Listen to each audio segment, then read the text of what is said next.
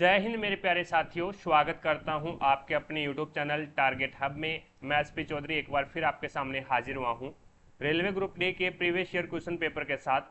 जैसा कि आप सभी को पता है, हमने 83 पेपर है वो सोल्व कर लिए हैं। अगर वो पीछे वाली क्लासें आपने नहीं देखी है तो इस क्लास के आई बटन या फिर डिस्क्रिप्शन बॉक्स में उसका लिंक मिल जाएगा, वहाँ से जाकर के आप पीछे वाली क्लासें देख सकते हैं, या फिर आप प्ले लिस्ट में जाओगे तो कंटिन्यू सभी क्लासें आपको देखने को मिलेगी।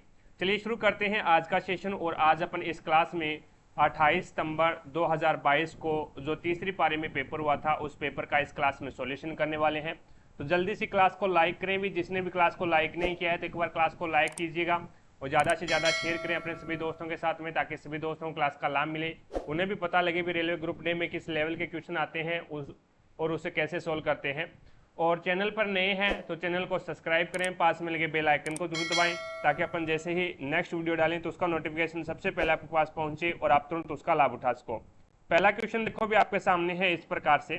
अब इसमें आपको एक त्रिभुज दे रखा है ABC और इसमें AD है, वो कोण जो AD रेखा है ये कोण BAC यानी इस A को क्या करती है, द्विभाजक करती है, इन दो भागों में विभाजित करती है ये इसको। तो यहाँ पे AE है, ये लंब है BC पे। जो आपका AE है ये आपका क्या है, BC के ऊपर क्या है, लंब है, यानी 90 डिग्री का कोण बनता है। अब यहाँ पे कोण B है वो 30 डिग्री का बता रखा है और कोण C है वो 50 डिग्री का बता रखा है। तो आपको बताना है कोण DAE, यानी ये छोटे वाला जो कोण है ना ये बताना आपको। ये मैं इसमें से इस प्रकार से ये जो रंग वाला कोण है ना ये आपको बताना है भी इसमें कितने डिग्री का है, ठीक है। अब यहाँ पे इसमें कोण B और कोण C को दोनों को ऐड करो, एक त्रिभुज के तीनों कोणों का योग है वो 180 डिग्री होता है भी। अब B आपको पता है 30 डिग्री है और C है वो आपको 50 डिग्री दे रखा है, तो यानी 80 डिग्री इसमें से माइनस कर दो तो कोण A है वो आपके पास में आ जाएगा 100 डिग्री का। कोण A है वो आपके पास में कितने डिग्री का आ जाएगा, 100 डिग्री का आ जाएगा। अब ये यहाँ पे द्विभाजक है, यानी दो भागों में विभाजित करता है। ये कौन सा, AD जो रेखा है ये इसको दो भागों में विभाजित करती है। इसका मतलब क्या है, ये इधर वाला 50 डिग्री का होगा और ये इधर वाला है ये कितने का होगा, ये भी 50 डिग्री का होगा। अब इसके अंदर है वह आपको यहाँ पे ये जो AE है ये लंब है भी, AE है ये लंब है BC के ऊपर, तो यहाँ पे कितने डिग्री का कोण बनेगा, 90 डिग्री का कोण बनेगा। ये कितने का बनेगा, 90 डिग्री का कोण बनेगा। अब ये आपको पता है ये कितने का है, तो ये 50 डिग्री का आपको दे रखा है। तो मेरे को ये आप बता सकते हैं क्या, कोण EAC कितने डिग्री का होगा, कोण EAC कितने डिग्री का होगा। तो यहाँ पे दोनों को जोड़ दो, 90 और 50 दोनों को जोड़ करके आप क्या है 180 में से माइनस कर दो भी। तो यहाँ पे 0 और ये हो जाएगा 140, तो यहाँ पे कितने बचेगा, ये बचेगा आपका 40 डिग्री का बचेगा भी, ये आपका 40 डिग्री का बचेगा। अब ये 40 डिग्री का है और इधर वाला आपका 50 डिग्री का है, तो ये बीच में कितने डिग्री का बचेगा, ये बीच में 10 डिग्री का बचेगा। तो आपका यही पूछा है भी कोण DAE कितने डिग्री का है, तो ये 10 डिग्री का हो जाएगा, जो कि 2 नंबर ऑप्शन बिल्कुल राइट हो जाएगा। आगे देखो भी नेक्स्ट आपके सामने है अगला क्वेश्चन। 2 नंबर क्वेश्चन में आपको यहाँ पे डायग्राम दिखाया गया है, निम्नलिखित चित्र में से दर्शाए गए प्रकार की कोशिका कहाँ पाई जाती है। तो ये कोशिका है वो आपको कहाँ पे पाई जाती है, तो ये एक प्रकार की रंध्र में पाई जाती है भी। जो रंध्र है वो कहाँ पे पाए जाते हैं, तो रंध्र है वो पत्तियों और प्रोह में होते हैं भी। रंध्र है वो कहाँ पे होते हैं, तो पादप में रंध्र है वो पत्ती और प्रोह के अंदर होते हैं। तो आपका यहाँ पे राइट आंसर होगा पत्तियों और प्रोह में आपकी जो इस प्रकार की जो कोशिका है, यानी ऊपर एक कोशिका है और नीचे भी एक कोशिका है। तो जो आपका रंध्र है वो दोहरी यानी 2 कोशिकाओं से घिरा होता है ये आपका रंध्र। तो यहाँ पे आपका राइट आंसर होगा 2 नंबर ऑप्शन। आगे देखो भी नेक्स्ट आपके सामने है 3 नंबर क्वेश्चन।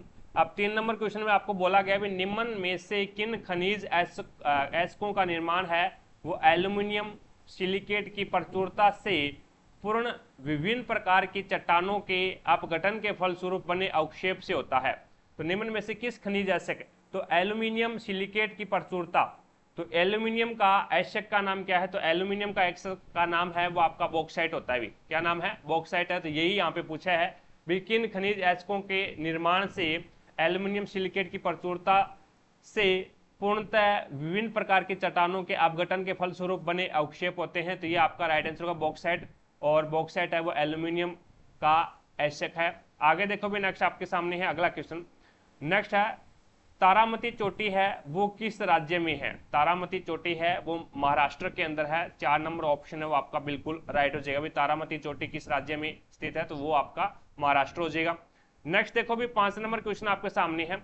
मानव में लैंगिक प्रजनन क्रिया के दौरान महिला की योनि में शुक्राणु का प्रवेश होता है, तो निषेचन कहाँ होता है? भी तो महिला की योनि के अंदर है वो शुक्राणु का प्रवेश होता है, लेकिन पूछा ये है भी निषेचन कहाँ पे होता है? तो निषेचन है वो डिंबवाहिनी नली के अंदर वो होता है। भी डिंबवाहिनी नली के अंदर है वो निषेचन होता है। तो यहाँ पे आपका राइट आंसर होगा 2 नंबर ऑप्शन है वो आपका बिल्कुल राइट हो जाएगा। भी आगे देखो भी नेक्स्ट आपके सामने अगला क्वेश्चन है 6 नंबर क्वेश्चन। अब 6 नंबर क्वेश्चन में यहाँ पे निम्न में से कौन सा रसायन वायुमंडल में ओजोन परत के अवक्षेप का कारण बनता है? तो यहाँ पे वायुमंडल ओजोन परत को नुकसान कौन पहुंचाता है? भी तो CFC क्लोरोफ्लोरोकार्बन जो आपके रेफ्रिजरेटर है, जो आपके AC है, एयर कंडीशनर है, उन सभी से निकलने वाली जो गैस है वो कौन सी है? CFC है। और ये क्या है? ओजोन को क्या पहुंचाती है? नुकसान पहुंचाती है। तो 2 नंबर ऑप्शन बिल्कुल राइट हो जाएगा। आगे देखो भी नेक्स्ट आपके सामने है 7 नंबर क्वेश्चन। अब 7 नंबर क्वेश्चन में यहाँ पे इस प्रकार से आपको रूट x का मान ज्ञात करना है। तो अब इसमें देखो भी पहले तो आप 1125 के अभाज्य गुणनखंड कीजिएगा।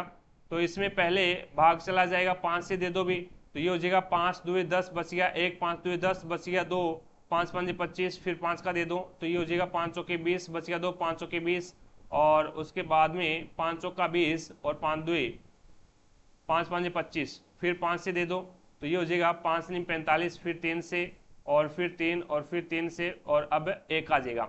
उसके बाद में 405 का देखो भी, 405 का देखोगे तो यहाँ पे ये चला जाएगा 5 से दे दो 5 8 40 और 5 से कम 5, फिर 3 से तो ये हो जाएगा 3 से जाएगा तो ये 9 27 27 81 होता है तो 27 बार चला जाएगा।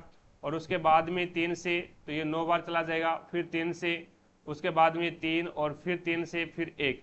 अब इसके अंदर है वो मैं इसको इस प्रकार से लिख सकता हूँ, यानी यहाँ पे 729 होता है वो 27 का स्क्वायर होता है भी, ठीक है। तो ये तो डायरेक्ट स्क्वायर है ही इसका 27 का, तो ये डायरेक्ट लिख देंगे अपन। तो यहाँ पे इसको 5 इंटू 5 इंटू 5 इंटू 3 इंटू 3, ठीक है। और इसको क्या लिखूंगा? रूट के अंदर लिखूंगा, और इंटू इसको क्या लिखूंगा? 405 को तो 5 इंटू 3 इंटू 3 इंटू 3 और इंटू 3, यानी 1 2 3 4, और इसके ऊपर क्या लगा दूं? रूट लगा दूं, और नीचे आपके पास में क्या आ जाएगा? अभी 27 आ जाएगा, यानी 729 है वो 27 के रूप में बाहर आ गया। अब ये है वो आपका यहाँ पे 2 3 है तो वो 1 3 के रूप में बाहर आ जाएगा, 2 5 है वो 1 5 के रूप में बाहर आ जाएगा, 5 इंटू 3 आ गया। और इधर रूट के अंदर क्या है? 5 है आपका, और इंटू इधर आपका 3 इंटू 3 और इंटू आपका रूट 5 है वो आपके क्या है? यहाँ पे रूट 5 है वो आपका 5 है वो रूट के अंदर है भी, और अपॉन में आपका 27 है। अब देखो भी ये आपका 3 तिया 9 और 9 तिया 27, 3 तिया 9 9 तिया 27, तो ये 27 का 27 कैंसिल हो गया अभी। अब यहाँ पे 5 रूट 5 का रूट 5 के साथ में गुणा करवाओगे तो ये आपके पास में कितना हो जाएगा? 5 आ जाएगा अभी, यानी ये रूट 5 है और ये रूट 5 है, 5 का 5 के साथ में गुणा करवाओगे तो ये 5 आ जाएगा, और 5 ऑलरेडी पहले से है, 5 इंटू 5 हो गया। अब आपको क्या चाहिए? ये आपके पास में है x बराबर है, ये आपके पास में क्या है? x बराबर है। तो आप दोनों और क्या कर दो? आपको तो रूट चाहिए तो दोनों और रूट लगा दो, तो दोनों और रूट लगाओगे तो इस प्रकार से रूट आ जाएगा भी। अब रूट x बराबर क्या आ जाएगा? अब ये फिर 5 के रूप में बाहर आ जाएगा भी, तो यहाँ पे रूट x का मान है वो आपके पास में कितना आ गया? 5 आ गया, जो कि 3 नंबर ऑप्शन है वो बिल्कुल राइट हो जाएगा। आगे देखो भी नेक्स्ट 8 नंबर क्वेश्चन आपके सामने है। भारत के किस राज्य में ओलिव रिडले कछुओं के लिए सबसे बड़ा सामूहिक बसेरा निधन स्थल बोलते हैं जिसको, कहां पे है? तो ये ओडिशा के अंदर है। 1 नंबर ऑप्शन बिल्कुल राइट हो जाएगा भाई। भारत के किस राज्य में ओलिव रिडले कछुओं के लिए सबसे बड़ा सामूहिक बसेरा है? तो वो ओडिशा के अंतर्गत है। आगे देखो भी नेक्स्ट, भारत की पहली मस्जिद कौन सी है? तो भारत की पहली मस्जिद कौन सी है? तो आपका राइट आंसर होगा चेरामन जुम्मा मस्जिद। चेरामन जुम्मा मस्जिद है, ये भारत की पहली मस्जिद है। 1 नंबर ऑप्शन बिल्कुल राइट हो जाएगा।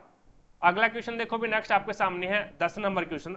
अब इसमें निम्नलिखित में से कौन सी आकृति मानव उत्सर्जन तंत्र में मूत्रवाहिनी यानी नीली रेखा के रूप में दिखाई गई है और मूत्राशय की स्थिति दर्शाती है, ये आपको बताने हैं। तो इसमें आपका 1 नंबर आकृति है ना, ये बिल्कुल राइट हो जाएगी भी। 1 नंबर आकृति है वो आपकी बिल्कुल राइट हो जाएगी। अब आप बोलोगे सर 3 नंबर भी ऐसी ही है, 3 नंबर ऐसी नहीं है। 3 नंबर है वो यहाँ पे देखो भी इस प्रकार से गोलाई के अंदर है और ये यहाँ पे जगह कम है, लेकिन जो आपकी इस प्रकार से ये तो आपका क्या बन गया, मूत्राशय बन गया भी, ये आपका मूत्राशय बन गया और आपका एक ही मूत्राशय होता है भी, ठीक है।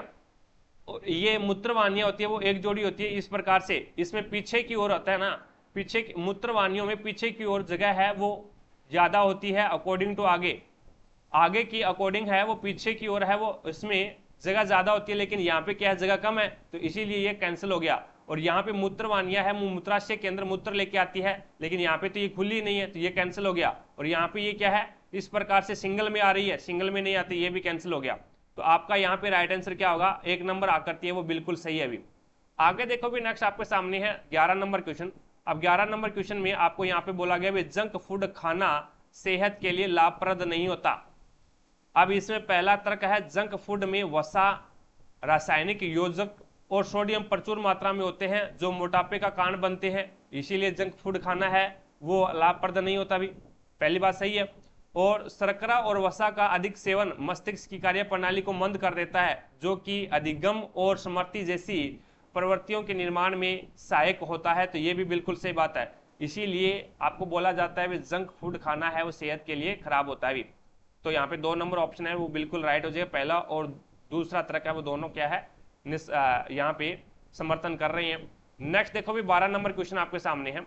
अब इसे पी बटा क्यू के रूप में लिखेंगे, 27 है और यहाँ पे क्या है 0.27 है और 7 के ऊपर बार है, तो यहाँ पे जितने अंकों के ऊपर बार है उतने तो नीचे 9 लगा दो, और जिसके ऊपर बार नहीं है उसका 0 लगा दो, और जिसके ऊपर बार नहीं था वो इसमें से घटा दो, तो ये हो जाएगा 25/90, 25/90 हो जाएगा। अब ये 5 से काट दो, 5 5 25 होता है और 18 5 90 होता है, तो यहाँ पे 5/18 यानी 4 नंबर ऑप्शन बिल्कुल राइट हो जाएगा।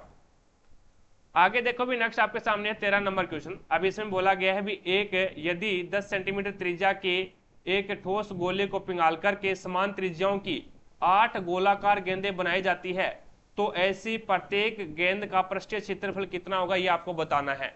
तो पहले तो आपको पता होना चाहिए भी उसकी त्रिज्या कितनी है। अगर आपको त्रिज्या पता है तो आप है यहाँ पे क्षेत्रफल ज्ञात कर सकते हैं। अब आपको पता है भी बड़े गोला, एक बड़ा गोला है उसको पिघाल करके छोटा गोला बनाया गया है, तो ऐसी कंडीशन में बड़े गोले का आयतन और अपोन में क्या होता है भी छोटे गोले का आयतन, क्या होता है छोटे गोले का आयतन, और बराबर क्या होता है संख्या, बराबर क्या होता है संख्या होती है। अब आपको छोटे गोले के बारे में कुछ नहीं दे रखा, लेकिन संख्या आपको दे रखी है, तो यहाँ पे गोले का आयतन क्या होता है 4/3 पाई आर की क्यूब होता है, तो यहाँ पे 4/3 पाई आर की क्यूब, ठीक है, और अपोन में 4/3 और पाई आर की क्यूब, और बराबर आपको यहाँ पे कितना दे रखा है संख्या उसकी कितनी है 8 है, तो यहाँ पे 4/3 पाई और 4/3 पाई से कैंसिल हो गया अभी। अब आर ऊपर भी अलग होगी और नीचे भी अलग होगी, तो यहाँ पे ऊपर आर कितनी है तो ये है 10 × 10 × 10, और यहाँ पे क्या है आर अपने को पता नहीं है तो आर की क्यूब लगा देते हैं और बराबर कर देते हैं 8। अब हमें तो आर की क्यूब चाहिए, तो आर की क्यूब को इधर लेके आते हैं और 2 इधर लेके आ जाते हैं, तो यहाँ पे 8 इधर लेके आ जाते हैं, तो ये हो जाएगा 10 × 10 × 10, और अपोन में 8 को मैं 2 × 2 लिख सकता हूँ, कोई दिक्कत नहीं है, और बराबर में मेरे पास में क्या है आर की क्यूब है।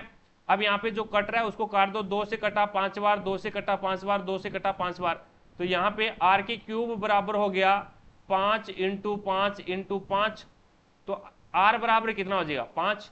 आर आपके पास में क्या है त्रिज्या, तो आर बराबर 5 हो गया। अब प्रत्येक यानी ऐसी प्रत्येक गेंद यानी छोटी गेंद है उनका आपको पृष्ठीय क्षेत्रफल ज्ञात करना है, तो गोले का पृष्ठीय क्षेत्रफल 4 पाई आर स्क्वायर होता है भी, तो यहाँ पे 4 × 22/7 इंटू आर का मान 5 × 5। अब यहाँ पे 22 चौके कितने होते हैं भी 88 होते हैं, और 5 5 25 होते हैं, तो यहाँ पे अपोन में 7, 25 8 220, और 25 8 200 होते हैं 20 एनसिल 25 8 200 और 220, तो यहाँ पे आपका 2200 और 2200 में 7 का भाग दोगे तो ये आ जाएगा 7 या 21, बच गया कितना 1 10, 7 एकम 7, बच गया कितना 3 30, 7 चौके 28, बच गया 2 अपॉन में 7, तो यहाँ पे 314 सही 2/7 आपका राइट आंसर हो जाएगा। अभी आगे देखो भी नेक्स्ट आपके सामने है 14 नंबर क्वेश्चन। 14 नंबर क्वेश्चन में आपको यहाँ पे प्लस का अर्थ है वो गुणा दे रखा है 4, और गुणा का अर्थ है वो आपको माइनस दे रखा है 5, और गुणा 3, भाग का अर्थ है वो आपको प्लस दे रखा है 16, और माइनस का अर्थ है वो भाग दे रखा है 1। तो बराबर बताना है क्या आएगा। तो यहाँ पे देखो भी 1 का 16 के अंदर भाग दोगे तो 16 ही आएगा भी, ठीक है। और उसके बाद में 15 3 5 15 हो गया, ये माइनस का है 16 और 4 20, 20 में से 15 जाएगा तो आपका 5 बचेगा, जो कि 2 नंबर ऑप्शन बिल्कुल राइट हो जाएगा। नेक्स्ट देखो भी 15 नंबर क्वेश्चन आपके सामने है। अब आपको बहुलक ज्ञात करना है। बहुलक ज्ञात करने के लिए जो ज्यादा बारंबारता है वही आपका क्या होगा, बहुलक होगा। अब यहाँ पे 4 कितनी बार आया देख लो, 1 2, 2 बार है वो 4 आया। अभी 2 कितनी बार आया, 1 2 3 4, 2 है वो 4 बार आया। 6 देखो कितनी बार आया, 1 2 3, तो 6 है वो 3 बार आया है। 9 देखो कितनी बार आया, 1 2, तो 9 है वो 2 बार आया। तो ज्यादा बारंबारता किसकी, 2 की है, तो यहाँ पे आपका राइट आंसर क्या होगा, 2 हो जाएगा। आगे देखो भी नेक्स्ट आपके सामने 16 नंबर क्वेश्चन, किस भौतिक राशि का मात्रक वोल्ट एम्पियर होता है। अब देखो भी वोल्ट एम्पियर किसका होता है भी, तो यहाँ पे आपको पता है ओम का नियम लगा दो, V बराबर क्या होता है भी, IR होता है। V बराबर क्या होता है, IR होता है। अब यहाँ पे R बराबर क्या हो जाएगा, R बराबर हो जाएगा V अपॉन में I। अब V का मात्रक क्या होता है, वोल्ट। V का वोल्ट यानी विभवांतर का वोल्ट होता है, और I यानी एम्पियर, और एम्पियर को अपन एम्पियर यानी धारा का मात्रक होता है एम्पियर।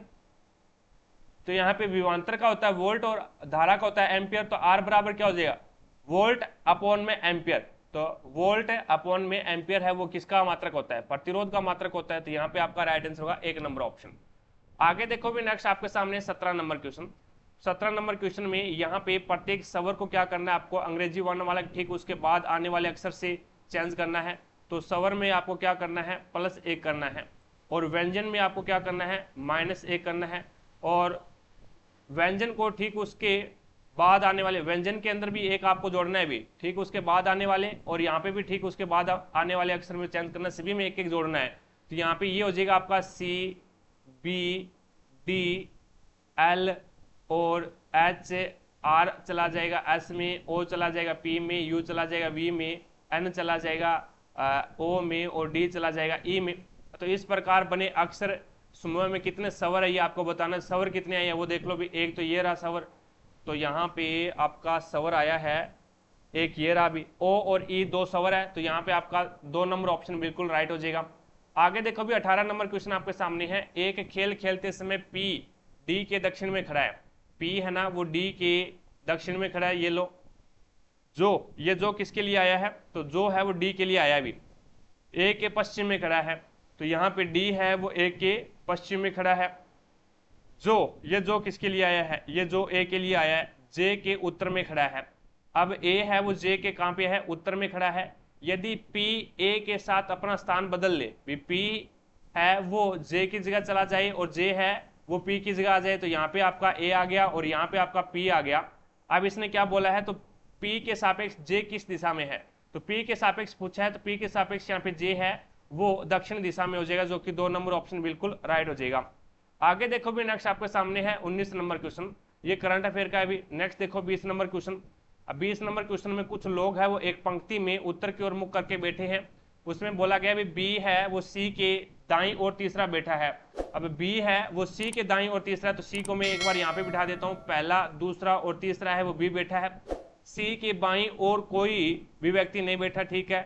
A और B के मध्य में केवल 4 व्यक्ति है, तो A और B के मध्य में 4 व्यक्ति है, तो यहाँ पे A आ जाएगा। फिर उसके बाद में इसने बोला भी D के दाईं ओर केवल 2 व्यक्ति बैठे हैं, तो D यहाँ पे बिठा दो, और दाईं ओर है वो 2 व्यक्ति हैं। A और D के मध्य केवल 4 व्यक्ति है, तो A और D के मध्य 4 व्यक्ति हैं, तो और कोई बैठा नहीं है पंक्ति के अंदर।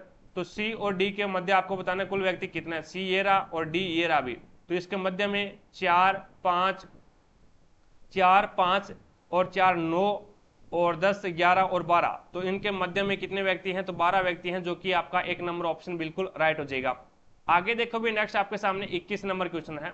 अब 21 नंबर क्वेश्चन को इस प्रकार से सोल्व कर सकते हैं अपन। यहाँ पे सभी के ऊपर क्या है, रूट लगा देते हैं भी, ठीक है। अब इसके अंदर है वो, इसको मैं लिख सकता हूँ 4 - 4, यानी 4 - 4, और ये लिख दूं कोस स्क्वायर थीटा, और माइनस में कोस स्क्वायर, और माइनस में कोस के थीटा, और उसके बाद में यहाँ पे इसके नीचे आ जाएगा आपका साइन स्क्वायर थीटा, और अब प्लस का आपको क्या बन गया, ये बन गया कोस स्क्वायर थीटा। अब देखो भी सही है ना भी, माइनस का 4 cos square theta, sorry minus का 4 कोस के थीटा और माइनस का कोस के थीटा, तो ये कितना हो जाएगा, प्लस का हो जाएगा। अब इसके अंदर कॉमन क्या आ रहा है, इसके अंदर 4 कॉमन आ रहा है भी, तो 4 यहाँ पे कॉमन ले लो, और यहाँ पे बच गया आपका यहाँ पे 4 अगर आपने कॉमन लिया है तो यहाँ पे बच गया आपका 1, यहाँ पे क्या बच गया अभी, 1 बच गया। 1 का आप अंदर गुणा करवाओगे तो ये कोस ही बनेगा भी, ठीक है।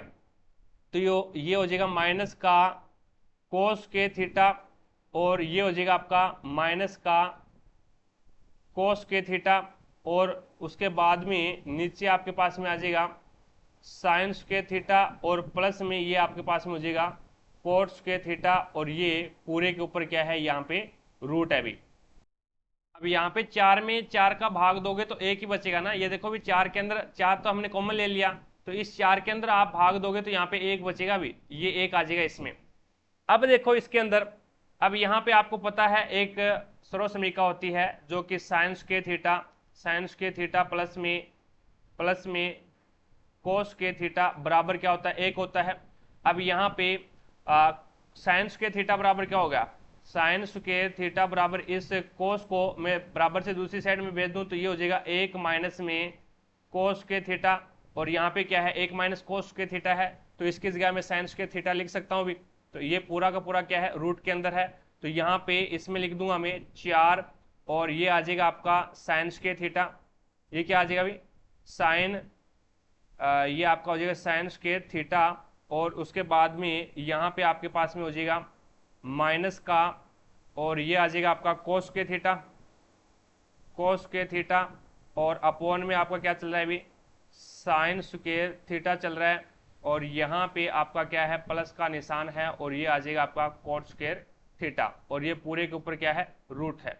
अब इसको मैं थोड़ा सा इस प्रकार से लिख सकता हूँ ना, अब इसको 2 को मैं इस साइन के अंदर लिख देता हूँ इस प्रकार से, और ये बना दूं मैं इसको 2 साइन, यानी गुणा के अंदर है तो 2 साइन और थीटा, और इस पूरे का मैं क्या कर दूं, स्क्वायर कर दूं भी, कोई दिक्कत नहीं है।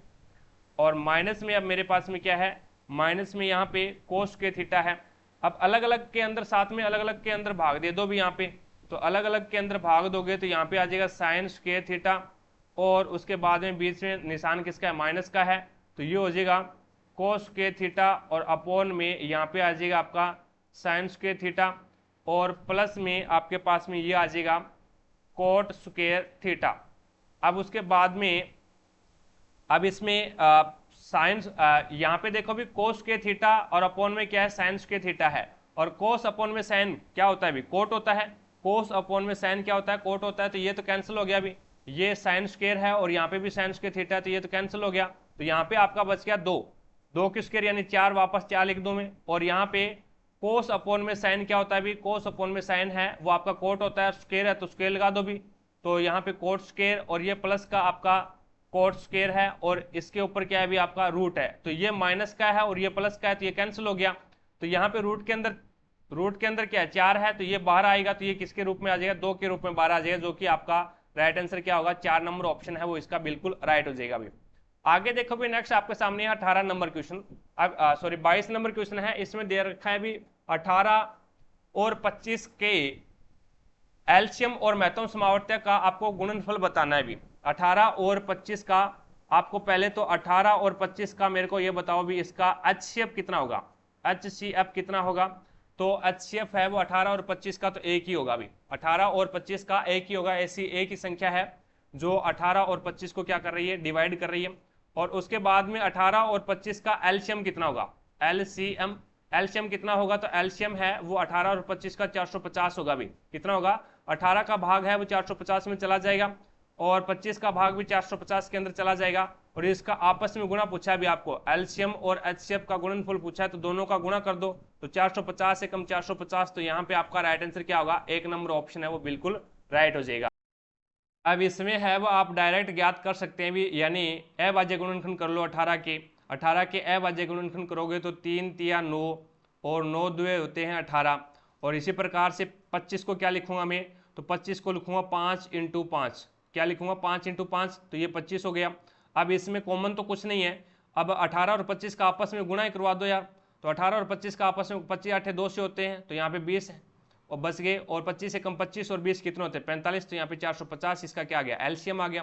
और एचसीएफ आपके पास सामने है 1 है, यानी एचसीएफ इसका 1 आ रहा है, तो आपस में गुणा करवा दिया 450 ही आएगा। आगे देखो भी नेक्स्ट आपके सामने है 23 नंबर क्वेश्चन। अब इसमें पर्सनवाचक चिन्ह के स्थान पे आपको बताना है क्या आएगा यहाँ पे। अब इसका अंतर देखो भी, पहले इसका अंतर कितना है, 11 में से 3 जाएगा तो 8 बचेगा, और 20 में से 11 जाएगा तो 9 बचेगा, और उसके बाद में 28 में से 20 जाएगा तो 8 बचेगा, और उसके बाद में 9 और अब 8, तो 8 और 7 15, और ये हो जाएगा आपका 45, तो यहाँ पे आपका राइट आंसर क्या होगा, 45 हो जाएगा, जो कि 4 नंबर ऑप्शन बिल्कुल राइट हो जाएगा। यानी इसमें पहले 8 जोड़ रहा है, फिर 9 जोड़ रहा है, फिर 8 फिर 9, इस प्रकार से ये आपकी श्रृंखला सीरीज है वो चल रही है। आगे देखो भी नेक्स्ट 24 नंबर क्वेश्चन आपके सामने है। अब इसमें आरटीओ को क्या लिख रहा है, ये आरटीओ, इसको लिख रहा है ये OQL। अब यहाँ पे देखो भी, इसमें 3 माइनस कर दिया, और यहाँ पे भी 3 माइनस कर दिया, और यहाँ पे भी 3 माइनस कर दिया, तो प्रत्येक कंडीशन के अंदर है वो 3 माइनस कर रहा है भी।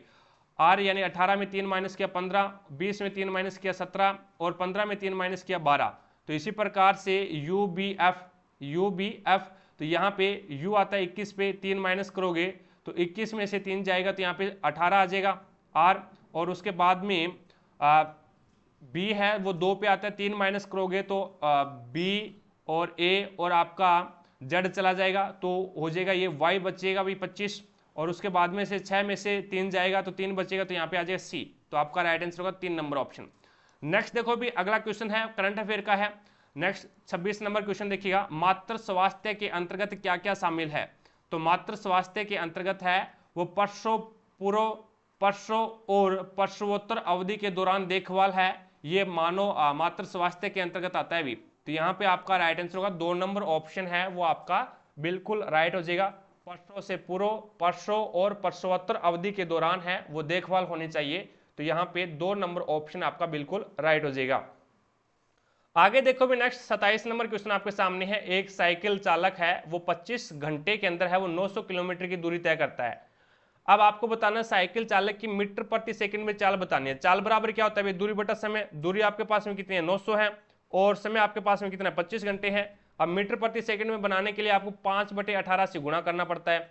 अब इसको काट दो भी, 5 एकम 5, 5 5 25, और 18 से काटो 18 एकम 18, और 18 5 90 होता है, और ये 50 बार कट गया, 5 एकम 5 और 5 दाया 50 हो जाएगा, तो ये आ जाएगा 10 मीटर प्रति सेकंड, जो कि आपका 2 नंबर ऑप्शन बिल्कुल राइट हो जाएगा। आगे देखो भी 28 नंबर क्वेश्चन आपके सामने है। अब इसमें बोला गया भी एक विद्युत परिपथ में श्रेणी क्रम में संयोजित 4 एक समान प्रतिरोध एक सेल से संयोजित है, इनको विसंयोजित किया जाता है और पुनः उसी सेल के साथ समांतर क्रम में संयोजित किया जाता है। तो श्रेणी क्रम में संयोजित किए जाने पर प्रत्येक प्रतिरोध में धारा और समांतर क्रम में संयोजित किए जाने पर प्रत्येक प्रतिरोध में धारा का अनुपात कितना होगा, ये आपको बताना है।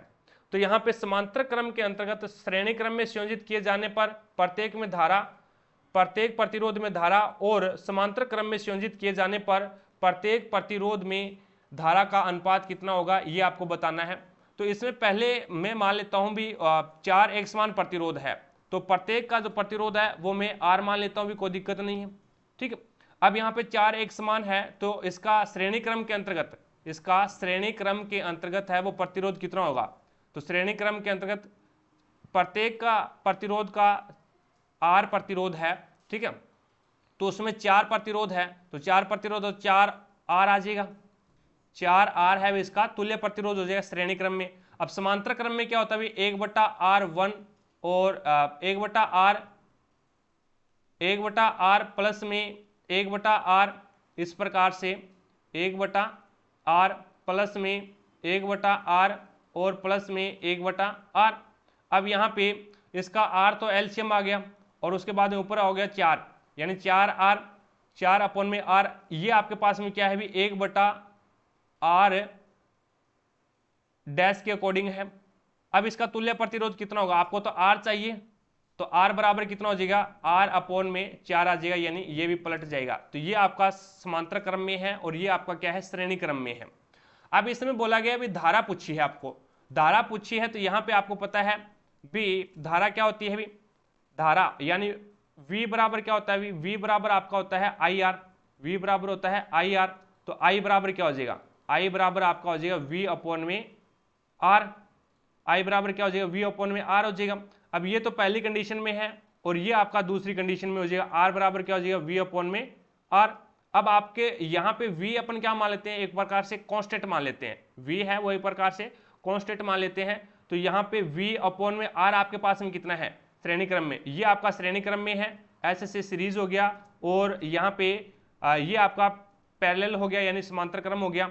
अब इसके अंदर आपको अनुपात बताना है, तो ये हो जाएगा V और R आपके पास में कितना है, 4R है। और उसके बाद में यहाँ पे V और ये आपके पास में R कितना है भी यहाँ पे, तो ये आपके पास में हो जाएगा R अपॉन में 4। अब ये क्या है, ऊपर चला जाएगा भी, यानी ये भाग में है, ये इस प्रकार से गुणा में चला जाएगा, तो ये आपके पास में आ जाएगा इस प्रकार से V अपॉन में 4R और यहाँ पे इंटू लगा दो और ये आपका ऊपर जाएगा, तो ये हो जाएगा ये हो जाएगा 4V अपॉन में, 4V अपॉन में क्या आ जाएगा आपके पास में, R आ जाएगा भी। 4V अपॉन में R कैसे आ जाएगा भी, R ऊपर चला जाएगा, R है वो आपका यहाँ पे ऊपर आ जाएगा और यहाँ पे आ जाएगा आपका 4V, यानी ये R है वो इसके नीचे है। तो जो अपन इसको सोल्व करेंगे ना, तो ये R है वो यहाँ पे आएगा, एक छोड़ के दूसरे पे आता है, तो यहाँ पे 4V हो जाएगा। तो इसको सोल्व करते हैं, तो ये थोड़ा सा और सोल्व कर देता हूँ भी मैं, ठीक है, तो आपको बेटर समझ में आएगा इसके अंदर। अब इसके ये जो आपका R है ना, ये R है वो यहाँ पे आ जाएगा, तो इसको मैं इस प्रकार से लिख सकता हूँ V अपॉन में 4R और अपॉन में यहाँ पे आ जाएगा 4V अपॉन में क्या आ जाएगा R। अब ये मैन जो अपॉन है, ये बटा है वो यहाँ पे है, ठीक है। अब ये ऊपर वाला सीरीज है और ये पैरेलल है, अब ये ऊपर चला जाएगा, तो यहाँ पे ये हो जाएगा V अपॉन में 4R और इंटू आपका हो जाएगा R अपॉन में 4V। अब V से V कैंसिल, R से R कैंसिल, तो यहाँ पे 4 चौका 16, तो 1 अपॉन में क्या आ जाएगा 16, 1 अपॉन में 16 आ गया अभी। अब इसके अंदर देखो भी यहाँ पे अब अपना 1/16 आया है। 1/16 क्यों आ रहा है, क्योंकि यहाँ पे इसने क्वेश्चन में पूछा क्या है, क्वेश्चन में पूछा है प्रत्येक प्रतिरोध में धारा का अनुपात पूछा है। अब आपको ये पता है श्रेणी क्रम के अंदर तो धारा है वो समान रहती है, श्रेणी क्रम है उसके अंदर तो धारा है वो आपकी क्या है, समान रहती है प्रत्येक प्रतिरोध के अंदर। अब लेकिन समांतर क्रम के अंदर होता है ना, समांतर क्रम के अंदर है वो धारा है वो अलग अलग हो जाती है, समांतर क्रम के अंदर है वो धारा आपकी क्या है, चेंज हो जाती है। इसीलिए समांतर क्रम के अकॉर्डिंग यहाँ पे ये आपने R बटा यानी R अपॉन में R/4 निकाला, जो कि तुल्य प्रतिरोध निकाला था। अब ये आपका तुल्य प्रतिरोध आया है, ये क्या है, सभी का तुल्य प्रतिरोध आया है। और इसको प्रत्येक को बनाने के लिए यहाँ पे क्या है, 4 से गुणा करना पड़ेगा, आपको 4 से गुणा करना पड़ेगा। और आपको यहाँ पे पूछा क्या है, प्रत्येक का पूछा है, प्रत्येक का पूछा है, तो यहाँ पे आप क्या कर दो, इसको 4 से गुणा कर दो भी, यानी ये नीचे वाला है वो पैरेलल का है और ऊपर वाला है वो आपका सीरीज का है। तो ये क्या है, 4 से 4 आपका यहाँ पे कट जाएगा, 4 से 4 है वो आपका यहाँ पे कट जाएगा। तो ये 4 है वो आपको यहाँ पे देखने को नहीं मिलेगा, क्योंकि आपने समांतर क्रम के अंदर है वो आपकी धारा है वो क्या होती है, अलग होती है, धारा है वो आपकी चेंज होती है, जिसके कारण है वो आपने प्रत्येक के अंदर पूछा है, प्रत्येक के अंदर पूछा है तो 4 से गुणा करना पड़ेगा, क्योंकि 4 प्रतिरोध आपके साथ। तो यहाँ पे प्रत्येक के अंदर और एक समान है, तो समान है तो यहाँ पे धारा है वो आप ऑटोमेटिक 4 से गुणा करेंगे तो ये डिवाइड हो जाएगा। फिर अब 4 से 4 ये कैंसिल हो जाएगा यहाँ पे, और अब ये V अपॉन में R बच गया आपका, V अपॉन में R बच गया, तो R से R कैंसिल कर दो, V से V कैंसिल कर दो, तभी आपका ये आज तभी आपका है वो 1/4 आएगा, जो कि आपका राइट आंसर क्या होगा, 4 नंबर ऑप्शन है वो बिल्कुल राइट हो जाएगा। तो ये आप याद रखना भी, समांतर क्रम में धारा है वो चेंज होती है और श्रेणी क्रम के अंदर है वो धारा है वो आपकी क्या होती है, अलग अलग होती है, धारा है वो सेम होती है और समांतर क्रम में चेंज होती है। आगे देखो भी नेक्स्ट आपके सामने है 29 नंबर क्वेश्चन। अब इसमें आपको पूछा गया है भी किसी पदार्थ का अपवर्तनांक भिन्न भिन्न माध्यमों में प्रकाश के संचरण के सापेक्ष के संबंध, प्रकाश के संचरण के सापेक्ष से संबंध किया जा सकता है। तो आपको पता है भी किसी पदार्थ का जो अपवर्तनांक है वो भिन्न भिन्न माध्यमों में प्रकाश के किसके सापेक्ष आप संबंध ज्ञात कर सकते हैं, तो चाल के सापेक्ष, चाल के संबंध में, यानी संचरण के सापेक्ष चाल से संबंध किया जा सकता है। तो यहाँ पे जो आपका अपवर्तनांक होगा वो भिन्न भिन्न माध्यमों में भिन्न भिन्न होगा, तो उसमें चाल भी क्या होगी, हो जाएगी, भिन्न भिन्न हो जाएगी। तो यहाँ पे आपका राइट आंसर क्या होगा, 4 नंबर ऑप्शन है वो आपका राइट आंसर होगा, यानी अलग अपवर्तनांक में अलग चाल होगी प्रकाश की। तो यहाँ पे चाल के संबंध में इसको क्या है अपन माध्यम में इस प्रकार से ज्ञात कर सकते हैं भी। तो आगे देखो भी नेक्स्ट आपके सामने है 30 नंबर क्वेश्चन। अब इसमें पूछा गया है उपरोक्त समूह में ऐसे कितने व्यक्ति हैं जो कलाकार और कवि नहीं है लेकिन प्राध्यापक है। तो प्राध्यापक है तो यहाँ पे आर्टिस्ट और यहाँ पे पोइट्स नहीं होना चाहिए, ओनली फॉर क्या होना चाहिए, प्रोफेसर होना चाहिए, प्राध्यापक होना चाहिए। तो आपका 12, एक तो ये है 12वां और एक आपका ये 15 है, तो 12 और 15 कितने होते हैं, 27 होते हैं। तो यहाँ पे 27 है वो आपका राइट आंसर हो जाएगा भी। आगे देखो भी नेक्स्ट आपके सामने है 31 नंबर क्वेश्चन। इसमें बोला गया भी निम्नलिखित में से कौन सा त्योहार झारखंड राज्य से संबंधित नहीं है, झारखंड राज्य से संबंधित है। तो वो टूसू जो त्योहार है वो आपका झारखंड राज्य से संबंधित है, यानी 2 नंबर ऑप्शन है वो आपका बिल्कुल राइट हो जाएगा। आगे देखो भी नेक्स्ट 32 नंबर क्वेश्चन आपके सामने है।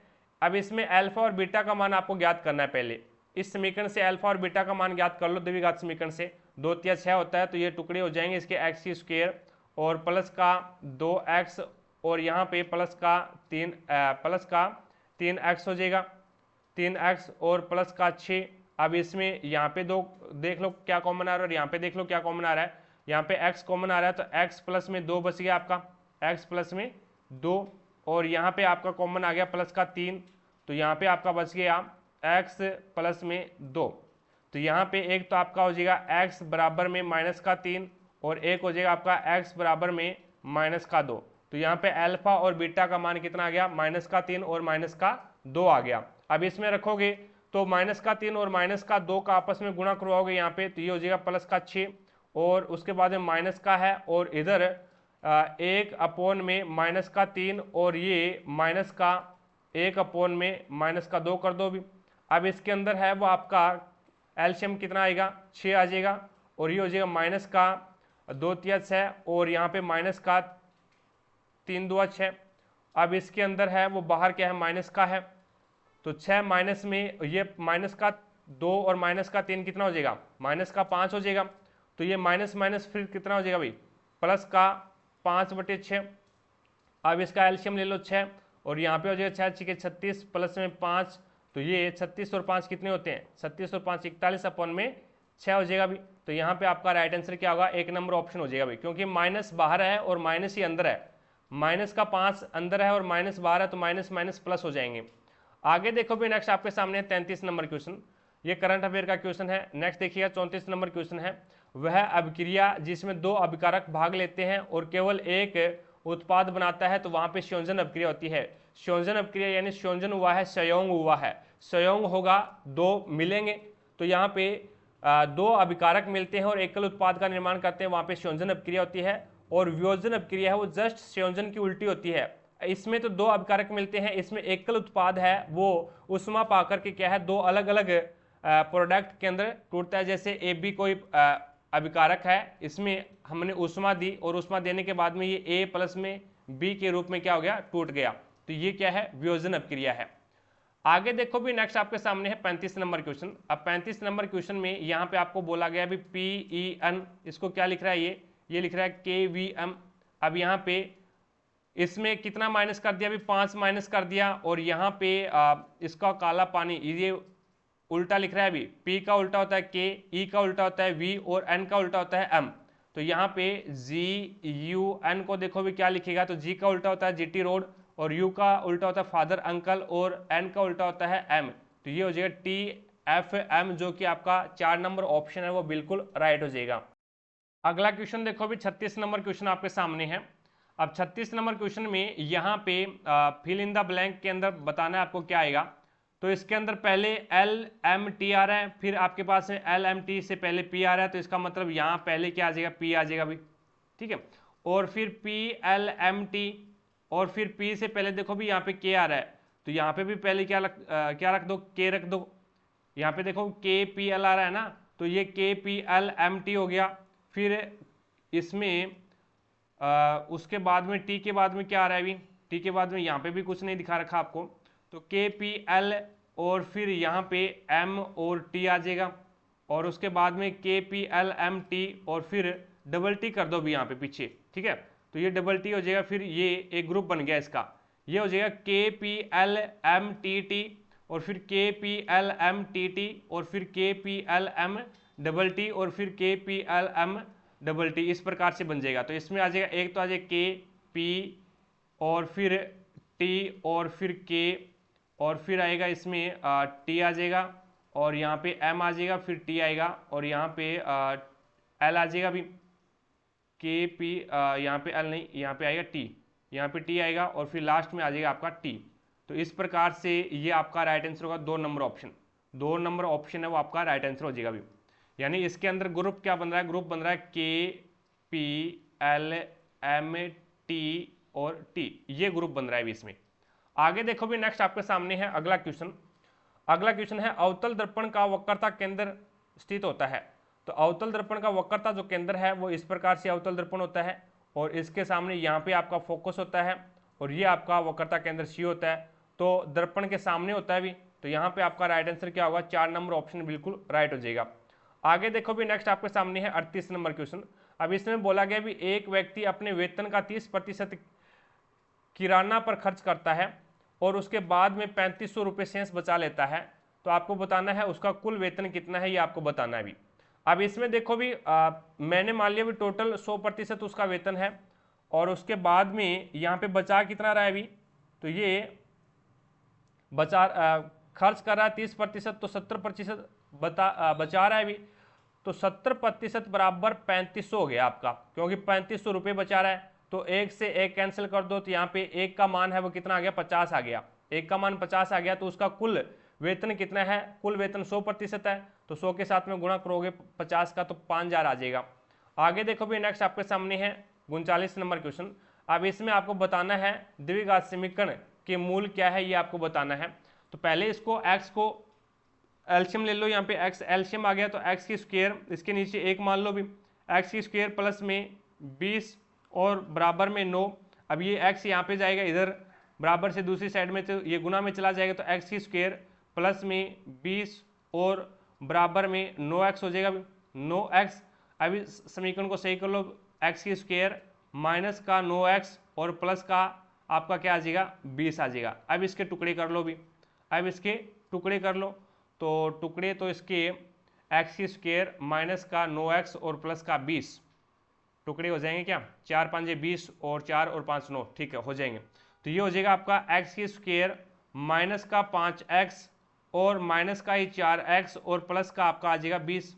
अब इन दोनों में कोई कॉमन आ रहा है वो देख लो और इन दोनों में कॉमन देख लो, तो यहाँ पे x कॉमन आ रहा है, बच गया x माइनस में 5 और यहाँ पे आपका माइनस का 4 कॉमन आ रहा है, तो यहाँ पे आपका बचिएगा x 4 5 20 माइनस प्लस माइनस, तो यहाँ पे एक तो आपके पास में आ जाएगा x बराबर 4 और एक आपका हो जाएगा x बराबर 5। तो यहाँ पे 4 और 5 है वो इसके क्या आ जाएंगे, मूल आ जाएंगे, जो कि 3 नंबर ऑप्शन बिल्कुल राइट हो जाएगा।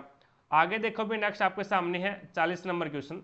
अब इसमें बोला गया है भी यदि एक चतुर्भुज के कोणों की माप का अनुपात है वो 1:3:1:3 है, तो यह चतुर्भुज एक होगा। तो इनके एक प्रकार से अगर मैं बात करूं, यहाँ पे आमने सामने के जो कोण है वो क्या है, बराबर है इसमें। तो आमने सामने के कोण है वो यहाँ पे आपके समांतर चतुर्भुज में आमने सामने के कोण है वो क्या होते हैं, बराबर होते हैं। आयत के अंदर प्रत्येक 90 डिग्री का होता है, वर्ग के अंदर भी प्रत्येक कोण 90 डिग्री का होता है। और यहाँ पे इसने बोला समलम, समलम के अंदर है वो अपन समलम के अंदर इस प्रकार से होता है, सम माने समान और लंब जिसके लंब है वो समान हो, तो इस प्रकार से ये समलम का चित्र बनेगा इसमें, यानी आमने सामने की इस प्रकार से हो जाएगा भी ये। और डायग्राम है वो इस प्रकार से बन जाएगा। कोई दो भुजा है वो इसकी क्या है, पैरेलल हो जाएगी। तो समलंब चतुर्भुज के अंदर भी क्या है, आमने सामने के जो कोण है वो समान नहीं होते भी, ठीक है। तो यहां पे आपका समांतर चतुर्भुज है वो आपका राइट आंसर हो जाएगा। अभी आगे देखो भी, नेक्स्ट आपके सामने है 41 नंबर क्वेश्चन।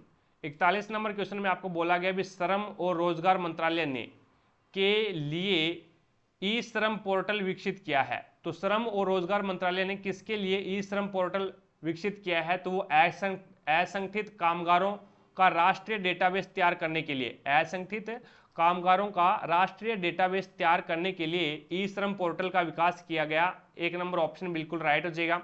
नेक्स्ट देखो भी 42 नंबर क्वेश्चन आपके सामने है। अब 42 नंबर क्वेश्चन में यहां पे आपको पूछा क्या गया है वो देखिएगा। अब इसमें पूछा गया भी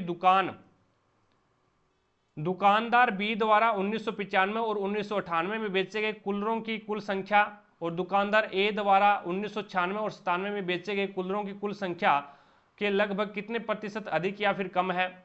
तो ये दुकानदार आपका ए है और ये आपका रेड है वो बी है। तो बी ने 1995 में और 1998 में कितने कूलर बेचे हैं, तो यहाँ पे 1995 में 1620 बेचे हैं और 1998 में 1600 बेचे हैं, तो यहाँ पे 3220 हो गए। तो इसने 3220 कूलर बेचे हैं भी, किसने, बी ने। तो अब ए ने कितने बेचे हैं, ए ने 1996 और 97 में देखना है, 96 और 97 के अंदर। तो 1590 और 1750, तो ये 9 4 7 4 12 और 1 13 और ये आपका हो जाएगा 2340 कूलर बेचे हैं इसने, 3340 कूलर बेचे हैं। अब यहाँ पे इसने पूछा क्या है, तो ए द्वारा 1996 और 97 में बेचे गए कूलरों की कुल संख्या, बेचे गए कूलरों की कुल संख्या से लगभग कितने प्रतिशत अधिक या फिर कम है। तो यहाँ पे ये देखो भी अधिक ही है, यानी ए ने दुकानदार बी द्वारा 1995 और 1996 में बेचे गए कूलरों की संख्या दुकानदार ए द्वारा 1996 और 97 में बेचे गए कूलरों की कुल संख्या से, यानी ए से लगभग कितने प्रतिशत अधिक है या फिर कम है। तो ये कम है भी, ए से तो कम है और बी से अधिक है। और ए से कम कितना है भी, तो ए से ये कम हो जाएगा आपका 120 कूलर कम है। किससे कम है, तो ये आपका हो जाएगा 3340 से कम है भी, 3340 से कम है। और अपॉन में आपको प्रतिशत याद करना है तो 100 से गुणा करना पड़ेगा।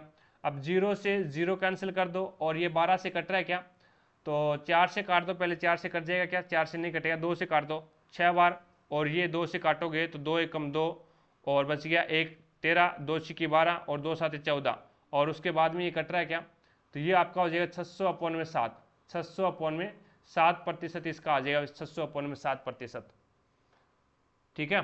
तो यहाँ पे आपका राइट आंसर क्या होगा, इसमें क्या लिखा है भी, इसमें 4% निकाल रखा है इसने, तो 4% किसका कम कर दिया इसने। अब यहाँ पे कम कितना है भी, 3340 के अंदर 3220 आपको माइनस करना है, तो ये आपका हो जाएगा 120। ये तो अपन ने सही निकाला भी, 120 कम है और 120 कम है, कितने से कम है, तो 3340 से कम है 120, तो 3340 आ गया। फिर इसको ये कट रहा है क्या, और तो नहीं कटेगा अभी, ये आपका यहाँ पे 2 से काट दिया, 6 2 12 और ये आपका कट गया 2 एकम 2, 2 छिकी 12 और 2 7 14। तो इसमें 600 में आपको 167 का भाग देना है भी, ठीक है। 600 के अंदर है वो 167 का भाग देना, क्योंकि नीचे 167 है। अब 600 के अंदर 167 का भाग दोगे तो ये 3.59 आ जाएगा भी, 3.59 आ जाएगा। लगभग है वो 4, यानी आपको लगभग में बताना है भी लगभग कितने प्रतिशत अधिक है या फिर कम है, तो लगभग में 4% के करीबन आ जाएगा, तो 4% कम हो जाएगा। एक नंबर ऑप्शन यहाँ पे बिल्कुल राइट हो जाएगा आपका। आगे देखो भी, नेक्स्ट 43 नंबर क्वेश्चन आपके सामने है। इसने बोला भी यदि दो संख्याओं का अंतर है वो आपके पास में कितना है, x माइनस वाई बराबर आपको 4 दे रखा है और उनका गुणनफल है वो आपको x और y कितना दे रखा है, 32 दे रखा है। तो उनके घनों का निरपेक्ष अंतर ज्ञात करना है, उनके घनों का निरपेक्ष अंतर आपको ज्ञात करना है। तो यहाँ पे इसका घन कर दो भी, इसका दोनों ओर से घन कर दो भी, दोनों ओर दोनों पक्षों का घन कर दो। तो यहाँ पे आपका हो जाएगा x की क्यूब माइनस का y की क्यूब और ये माइनस का 3xy और यहाँ पे आ जाएगा x माइनस वाई। अब आपको पता है x की क्यूब माइनस में y की क्यूब, ये तो आपको ज्ञात करना है। और यहाँ पे x y का मान आपको कितना दे रखा है, 32 दे रखा है, तो 3 ये आ जाएगा x की क्यूब माइनस में y की क्यूब और माइनस का 3 और एक्स वाई का मान 32 है और x माइनस वाई का मान कितना 4 है, तो यहाँ पे आपका आ जाएगा 4 और बराबर में आपके पास में 4 की क्यूब किया है अपने, तो 4 की क्यूब 64 हो गई। अब इसमें 32 माइनस का आपस में गुणा करवाओ भी, ये आपस में गुणा करवाओगे तो ये 6 और 96, 32 6 96 और इसको 4 से गुणा करवाओगे, 4 छिके 24 2 और 4 निम 36, 36 और 2 कितने हो जाएंगे 38 हो जाएंगे। अब ये माइनस का है, इधर जाएगा तो ये प्लस का हो जाएगा, तो 384 के अंदर है वो 64 और ऐड कर दो भी, तो 4 4 8 और 8 और 6 14 और ये 448 आ जाएगा। तो आपका राइट आंसर क्या होगा 448, जो कि 1 नंबर ऑप्शन है वो बिल्कुल राइट हो जाएगा। अभी आगे देखो भी, नेक्स्ट आपके सामने है 44 नंबर क्वेश्चन। अब 44 नंबर क्वेश्चन में आपको बोला क्या गया है वो देखो पहले। अब इसमें आपको बताना है सही कथन का चयन करना है, भी सही कथन का चयन करना है। पहला देखो, इसमें पहला है उत्तल दर्पण। उत्तल दर्पण केवल वास्तविक और उल्टे प्रतिबिंब निर्मित करता है, तो उत्तल दर्पण है वो कभी भी वास्तविक प्रतिबिंब निर्मित ही नहीं करता भी। उत्तल दर्पण है वो कभी भी वास्तविक प्रतिबिंब निर्मित नहीं करता, क्योंकि उत्तल दर्पण में 2 ही कंडीशन होती है और दोनों के दोनों में आभासी प्रतिबिंब प्राप्त करता है, ठीक है। उसके बाद में अवतल दर्पण है वो वास्तविक और उल्टे और आभासी और सीधे प्रतिबिंब निर्मित करता है, तो बिल्कुल सही बात है, क्योंकि अवतल दर्पण के अंदर 6 कंडीशन होती है, जिसमें से 5 कंडीशन के अंदर तो वास्तविक प्रतिबिंब प्राप्त करेगा और छठी जो कंडीशन होती है उसके अंदर है वो आभासी प्रतिबिंब प्राप्त करता है और वो वस्तु से बड़ा होता है। उसके बाद में अगला देखो भी, ये एकदम सही बात है बी वाला। अब सी क्या बोलता है, उत्तल दर्पणों द्वारा निर्मित प्रतिबिंब, उत्तल दर्पणों द्वारा निर्मित प्रतिबिंब वस्तु की स्थिति के आधार पर या तो छोटे या फिर समान या फिर बड़े आकार के होते हैं, तो ये भी बिल्कुल गलत बात है। भी उत्तल दर्पण है वो 2 ही कंडीशन होती है और दोनों ही कंडीशन में वस्तु से छोटा और सीधा प्रतिबिंब और आभासी प्रतिबिंब बनाता है भी, तो यहाँ पे ये भी बात गलत हो जाएगी। अब डी देखो भी, अवतल दर्पण द्वारा निर्मित प्रतिबिंब वस्तु की स्थिति के आधार पर या तो छोटे या समान या फिर बड़े आकार के बनाता, तो ये बात सही है भी, तो यहाँ पे डी भी सही है। तो इसमें आपका एक तो बी सही है और एक डी सही है, तो ये आपका 1 नंबर ऑप्शन है वो आपका बिल्कुल राइट हो जाएगा। आगे देखो भी, नेक्स्ट आपके सामने है अगला क्वेश्चन, 45 नंबर क्वेश्चन है, services e health assistance and tele consultation निम्नलिखित में से किस मंत्रालय द्वारा शुरू की गई एक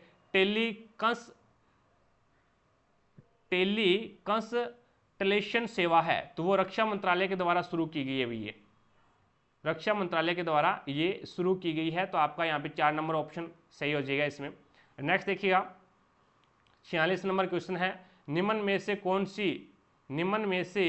कौन सी संख्या 17 से विभाज्य है, 17 से विभाजित होने वाली संख्या कौन सी है, तो आप 17 का इसमें सभी में क्या है आपको भाग दे के देखना पड़ेगा भी, ठीक है। तो यहाँ पे आपका 1 नंबर ऑप्शन है वो बिल्कुल राइट हो जाएगा भी, 1887 के अंदर है वो 17 का भाग जाएगा।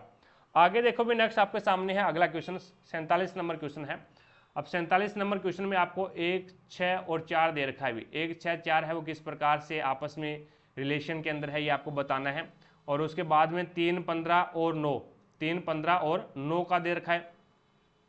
अब यहाँ पे आपको 4 और 1 के 1 6 और 4 के अंदर क्या रिलेशन है और 3 15 और 9 के अंदर है वो क्या रिलेशन है, इसमें ये बताना है। तो आपस में अगर मैं जोड़ दूं इसको, 3 और 1 4, 4 और 1 5 हो गया अभी, और इसके अंदर ये तो रिलेशन नहीं निकल के आएगा। अगर 1 का स्क्वायर करूँ तो 1 ही होगा और 4 का स्क्वायर करूँ तो 16 हो जाएगा, 16 और 1 17 हो जाएगा, इसमें भी कोई रिलेशन नहीं है। आपस में गुणा करवा दूं तो भी कोई रिलेशन नहीं है।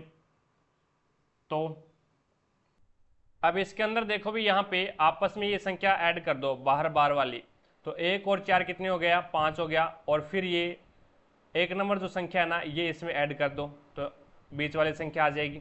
इसी प्रकार से 9 और 3 को आपस में ऐड करो तो 12, और 12 में वापस पहली संख्या ऐड कर दो तो ये कितना हो जाएगा 15 हो जाएगा। इसी प्रकार से इसके अंदर है वो आपको इसमें 9 25 और 7 दे रखा है, तो 9 25 और 7, तो यहाँ पे 9 और 17 9 और 7 को जोड़ोगे तो ये आपके पास में कितना हो जाएगा अभी, 9 और 7 16 होते हैं, और 16 में फिर 9 जोड़ोगे तो 16 और 9 25 हो जाएंगे। तो यहाँ पे आपका राइट आंसर क्या होगा, 4 नंबर ऑप्शन हो जाएगा। आगे देखो भी नेक्स्ट आपके सामने है 48 नंबर क्वेश्चन। अब 48 नंबर क्वेश्चन में आपको बोला गया भी 6 शिक्षक हैं, एक वर्ताकार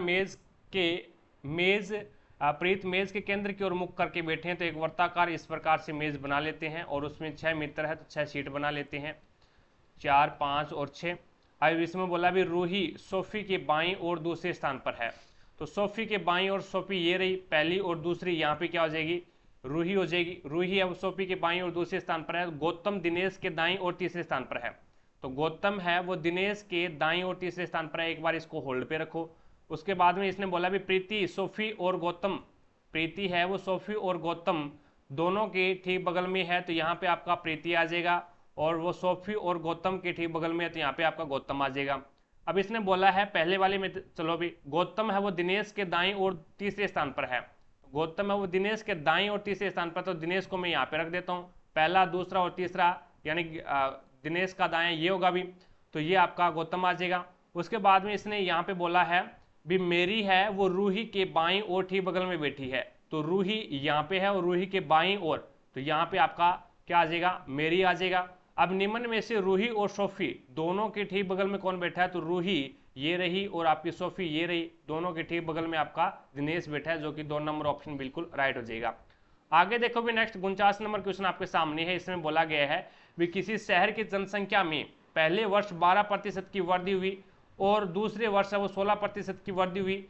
दी गई 2 वर्ष की अवधि के आरंभ में जनसंख्या के सापेक्ष दूसरे वर्ष के अंत में जनसंख्या में हुई प्रतिशत ज्ञात करना है। प्रतिशत वृद्धि कितनी हुई है ये आपको बताना है।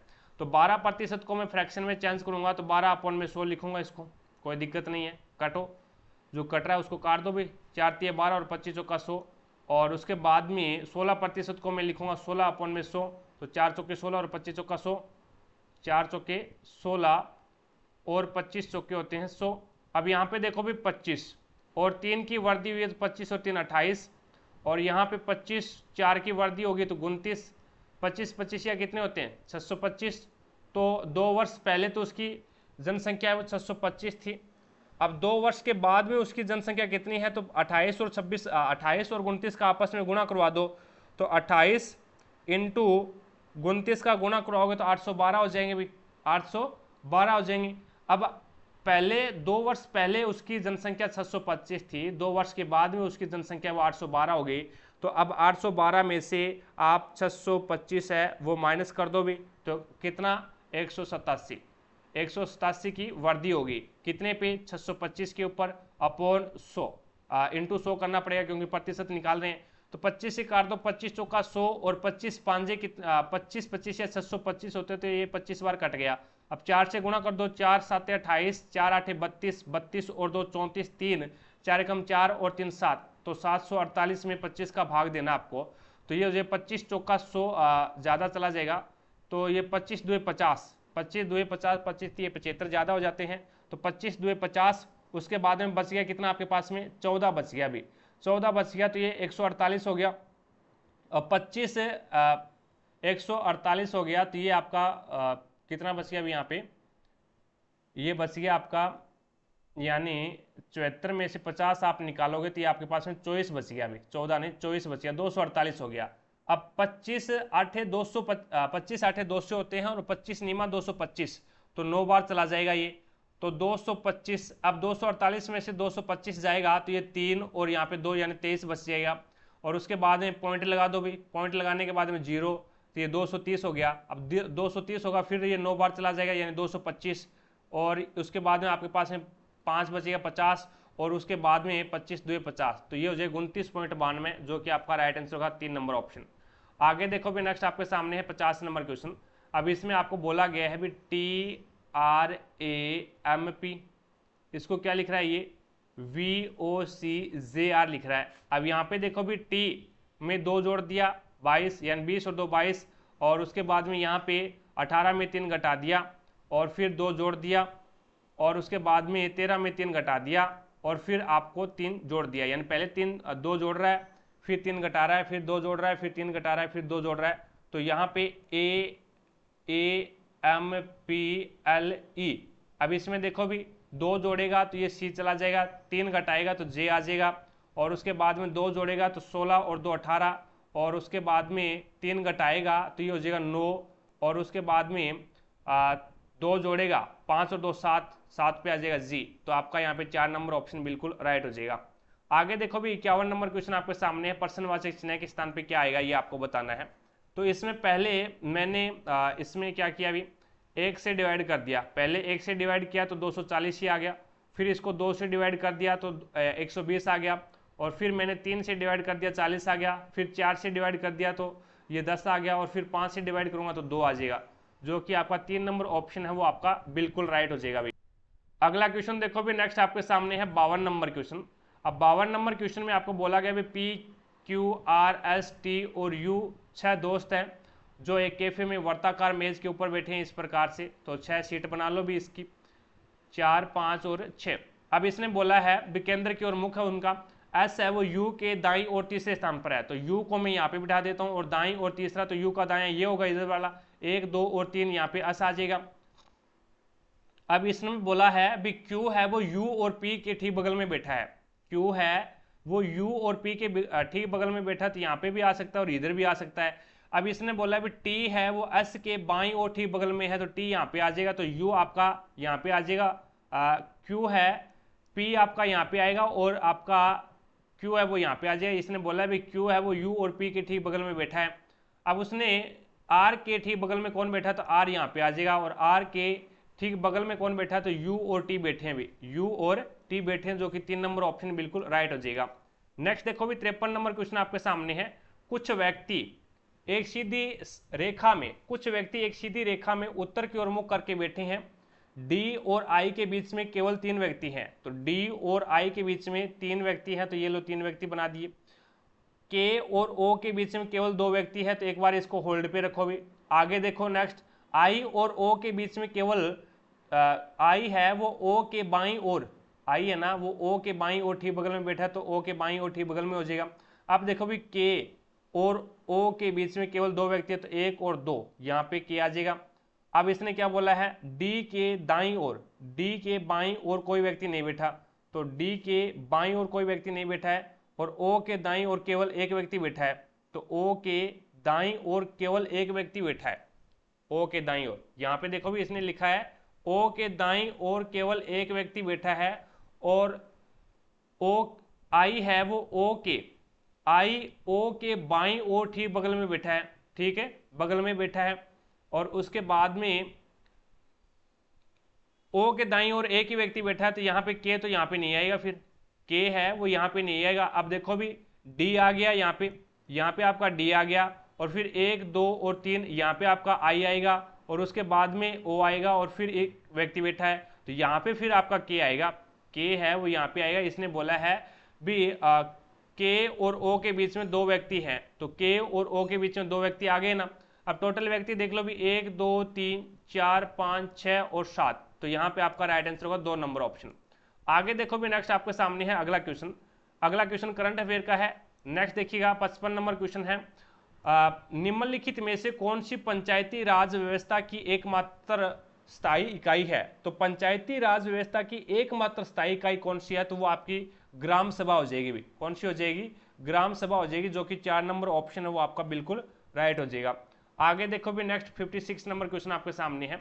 अब इसमें बोला गया है भी एक प्रतीक्षा क्षेत्र में उत्तर की ओर मुख करके खड़े लोगों की एक पंक्ति में हरी पंक्ति में बाएं सिरे से 7वां है, तो हरी है वो पंक्ति में बाएं सिरे से 7वां है, तो यहाँ से बायां सिरा ये होगा और ये 7वां है भी, तो इसमें यहाँ पे कितना आ जाएगा, बीच में 6 व्यक्ति आ जाएगा, या फिर 7 मान लो, यानी इसके बीच में कितना व्यक्ति आ जाएगा अभी, यहाँ पे इसके बीच में 6 व्यक्ति आ जाएंगे बाएं सिरे से और हरी के बीच में। और उसके बाद में इसने आगे क्या बोला है, और हरी पंक्ति में बाएं सिरे से 7वां स्थान पर है, और उसके पंक्ति के ठीक बीच में, पंक्ति के ठीक बीच में इसने कितने व्यक्ति बताए हैं। अब यहाँ पे 7 व्यक्ति बैठे हैं भी, तो ये 7 व्यक्ति बना लो भी। तो इसमें बाएं सिरे से और यहाँ पर ये इसका 7वां स्थान है हरि का, ठीक है, 7वां स्थान किसका है, हरि का है। और तथा उसके और यानी हरि पंक्ति के बाएं सिरे से 7वें स्थान पर है तथा उसके और पंक्ति के ठीक बीच में खड़े व्यक्ति के बीच 3 लोग हैं। तो एक व्यक्ति है वो बीच के अंदर खड़ा है और उस व्यक्ति और हरि के बीच में है वो 3 व्यक्ति खड़े हैं, भी 3 व्यक्ति हैं। तो पंक्ति में कितने व्यक्ति हैं ये आपको बताना है। तो यहाँ पे देखो भी टोटल इसका स्थान इस साइड से कौन सा है, क्योंकि ये व्यक्ति है वो क्या है, बीच में खड़ा है भी। अब इसमें 7 तो ये है, 7 और 3 10 और 1 11, तो इसका स्थान कौन सा आ जाएगा, 11वां स्थान आ जाएगा। तो इसका स्थान इधर से भी 11वां होगा और इधर से भी 11वां होगा, तभी ये बीच में होगा। 11 और 11 22, और 22 में से आपको क्या करना पड़ेगा, -1 करना पड़ेगा, क्योंकि आपको दोनों ओर से एक व्यक्ति का स्थान पता है, तो दोनों को जोड़ करके -1 करना होता है। तो आपका यहाँ पे राइट आंसर होगा 21। तो टोटल व्यक्ति कितनी है, 21 है। नेक्स्ट देखो भी 57 नंबर क्वेश्चन आपके सामने है। इसमें बोला गया है भी यदि एक बेलन की त्रिज्या और ऊंचाई क्रमशः 7 सेंटीमीटर और 15 सेंटीमीटर है तो बेलन का आयतन आपको ज्ञात करना है। तो यहाँ पे देखो भी बेलन का आयतन क्या होता है, पाई आर स्क्वायर एच होता है भी। तो 22/7 इंटू ऊंचाई कितनी है, त्रिज्या कितनी है, तो 7 × 7 और इसकी ऊंचाई कितनी है, 15 है। तो यहाँ पे 7 से 7 कैंसिल हो गया, 22 7 154 होते हैं और उसमें फिर 15 से गुणा करना है। 15 चौके 60, 6 15 5 75, 75 और 6 कितने होते हैं भी, 75 और 6 81 होते हैं। तो यहाँ पे 8 15 एकम 15 और 8 कितने होते हैं, 15 और 8 23, तो यहाँ पे 2310 आ जाएगा। 2310 सेंटीमीटर की क्यूब, यानी 1 नंबर ऑप्शन बिल्कुल राइट हो जाएगा। आगे देखो भी नेक्स्ट 58 नंबर क्वेश्चन आपके सामने है। अब इसमें आपको कौन से 2 स्थान या फिर कौन से 2 संख्याओं को आपस में बदला जाए कि ये आपकी समीकरण है वो संतुलित हो जाए। तो 122 और 13 का स्थान है वो आपस में चेंज कर दो, तो ये हो जाएगा 87 × 13 और माइनस में 369 और माइनस में 122 और भाग 2 और बराबर आना चाहिए 701। अब इसके अंदर है वो आपस में गुणा करवा दो भी। 13 7 91 होता है 9 और 13 8 104 और 104 में 9 जोड़ोगे तो 113 हो जाएगा भी। तो ये आपका 1131 और माइनस में 369 और माइनस का ये इसमें डिवाइड करो तो 2 6 12 और 2 एकम 2, तो ये 61 आ गया भी। अब इसमें ऐड कर दो, माइनस माइनस का एक साइड में ऐड कर लो, तो ये 6 और 6 12 और 1 13 और ये 430 हो गया। अब 1131 के अंदर से आपको क्या करना है, 430 माइनस करना है, तो ये कितना बचेगा अभी, 701 आना चाहिए। तो 1 और 3 में से 3 जाएगा तो 0 और 11 में से 4 जाएगा तो 7, तो 701 आ जाएगा। तो आपका राइट आंसर होगा 3 नंबर ऑप्शन। आगे देखो भी नेक्स्ट आपके सामने है 59 नंबर क्वेश्चन। अब इसमें आपको बोला गया है भी प्रत्येक अक्षर को अंग्रेजी वर्णमाला में व्यवस्थित किया जाए तो इस प्रकार बने अक्षर समूह में बाएं से तीसरे और दाएं से दूसरे अक्षर के बीच में अंग्रेजी वर्णमाला में कितने अक्षर होंगे। तो इसको पहले तो आप अल्फाबेट में सेट करो भी। अल्फाबेट में सेट करोगे तो ए आएगा, उसके बाद में सी आएगा और उसके बाद में ई आएगा और उसके बाद में आपका आ जाएगा एल आ जाएगा, फिर एम आ जाएगा, फिर ओ आ जाएगा और फिर आपका यू आ जाएगा।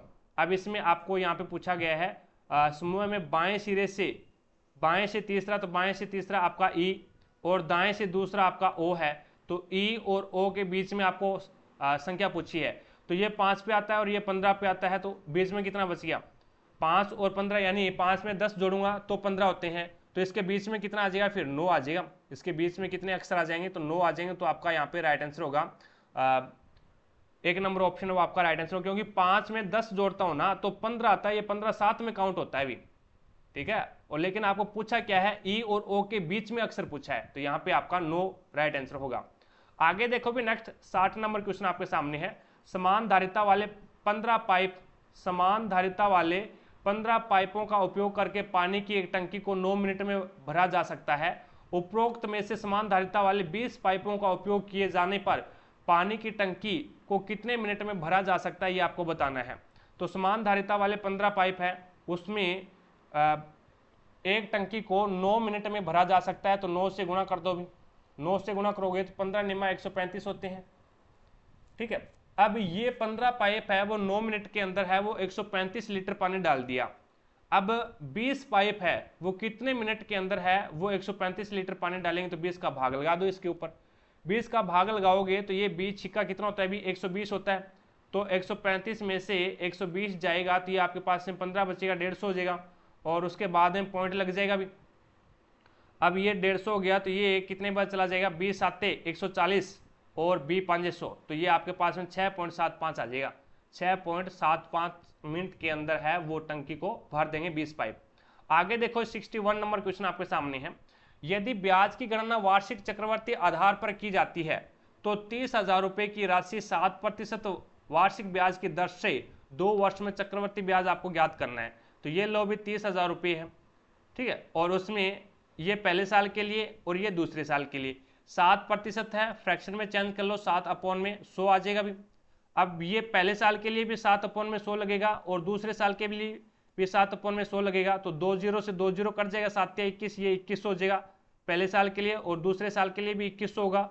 अब ये तो क्या है, साधारण ब्याज आ गया। अब आपको चक्रवर्ती ब्याज ज्ञात करना है तो ब्याज के ऊपर भी ब्याज लगेगा और कितना लगेगा 7/100 लगेगा, तो 0 से 0 कैंसिल हो गया और 21 आते कितने होते हैं अभी 7 एकम 7 और 7 2 14 147 होते हैं। अब आपको चक्रवर्ती ब्याज पूछा है तो 2100 और 2100 4200 और 4200 के अंदर है वो आपको क्या जोड़ना है 147 और जोड़ना है, तो ये हो जाएगा आपका 7 4 3 और 4, तो 4347 आ जाएगा, 4347 जो कि आपका 2 नंबर ऑप्शन बिल्कुल राइट हो जाएगा अभी। आगे देखो भी ये आपका करंट अफेयर का क्वेश्चन है। नेक्स्ट देखो भी 63 नंबर क्वेश्चन आपके सामने है। अब 63 नंबर क्वेश्चन में यहां पे आपको क्या पूछा गया, यदि पार्क ए और सी में आगंतुकों की कुल संख्या में से 50% महिलाएं हैं, ए और सी के अंदर, ए और सी के जो आगंतुक है ये ए है और ये आपका सी है, तो इसमें ए में 29 आगंतुक है और सी के अंदर है वो 17 आगंतुक है, तो 9 और 7 कितने होते हैं 16 और 2 और 1 3 और 1 4 यानी टोटल 46 आ गए और उसमें से 50% महिलाएं हैं, तो कहने का मतलब 23 इसमें महिला है और 23 इसमें पुरुष है भी, ठीक है। अब इसमें बोला है तो ए और सी में पुरुष आगंतुकों की संख्या आपको बतानी है, तो 50% महिलाएं हैं तो 50% पुरुष होंगे, तो आपका यहाँ पे 23 राइट आंसर हो जाएगा, अभी 23 हो जाएंगे, टोटल 46 है।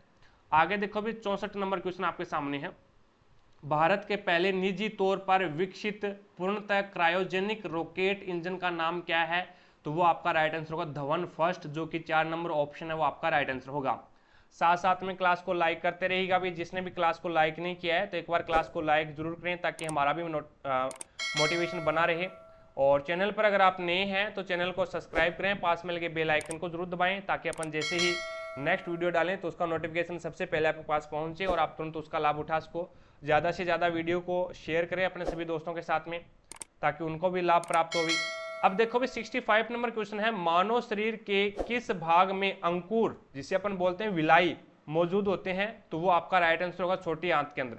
छोटी आंत के अंदर है वो विलाई या फिर अंकुर पाए जाते हैं जो कि भोजन के पाचन में उसको क्या है सहायक होते हैं, तो यहाँ पे 2 नंबर ऑप्शन आपका राइट आंसर होगा, तो अंकुर या फिर विलाई है वो आपके छोटी आंत में पाया जाता है।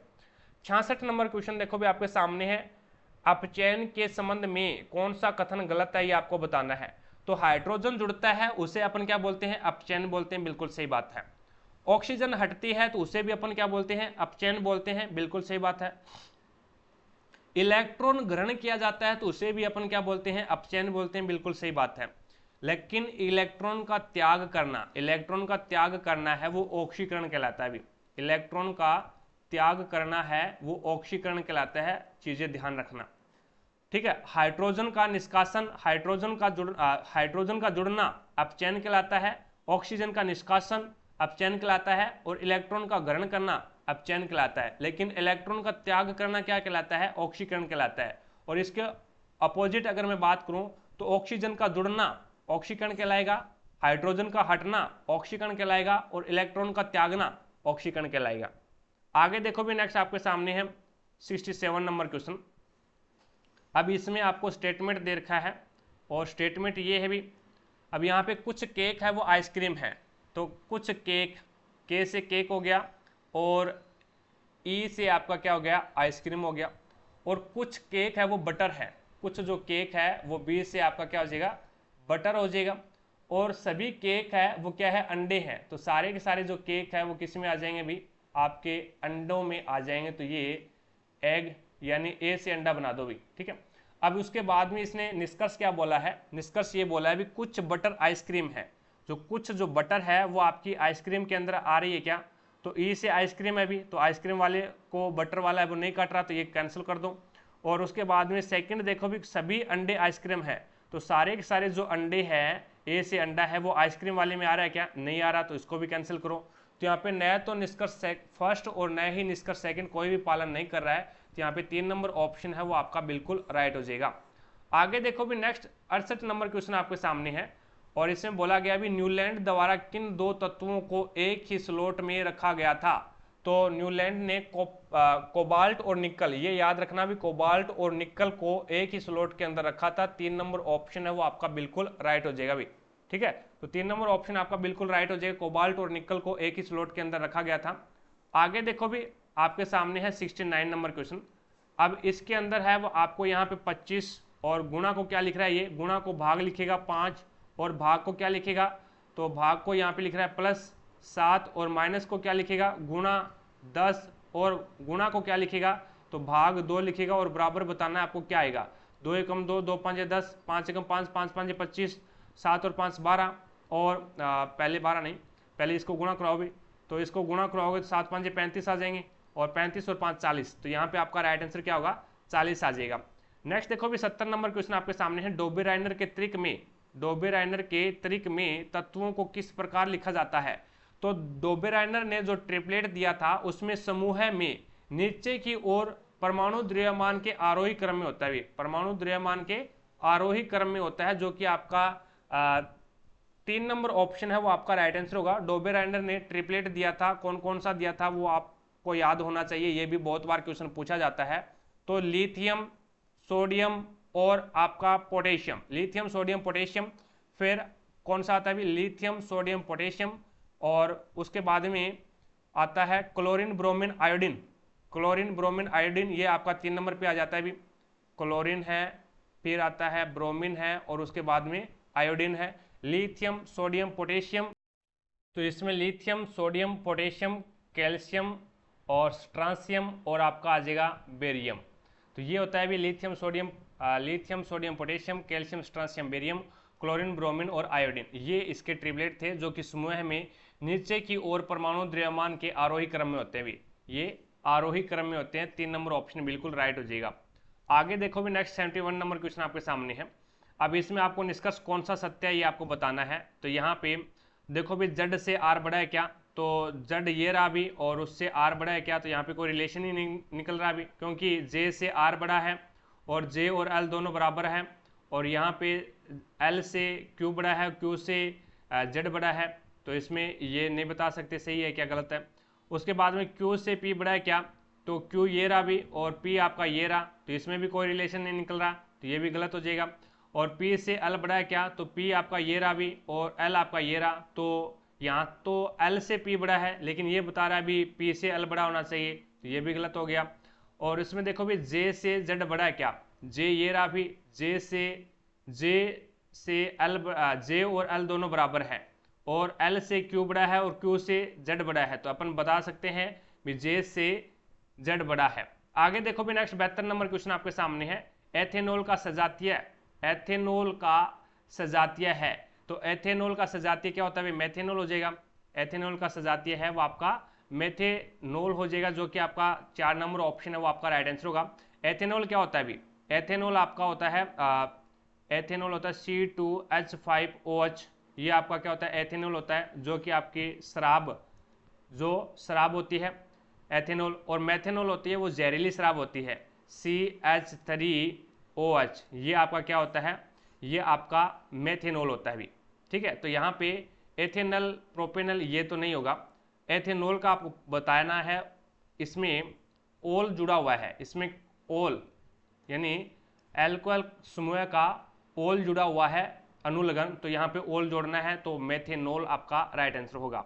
आगे देखो भी नेक्स्ट आपके सामने है करंट अफेयर का है 74 नंबर क्वेश्चन देखिए, भारतीय संविधान में मूल अधिकार के रूप में वर्णित लोक नियोजन के विषय में अवसर की समानता संविधान के किस अनुच्छेद में दी गई है?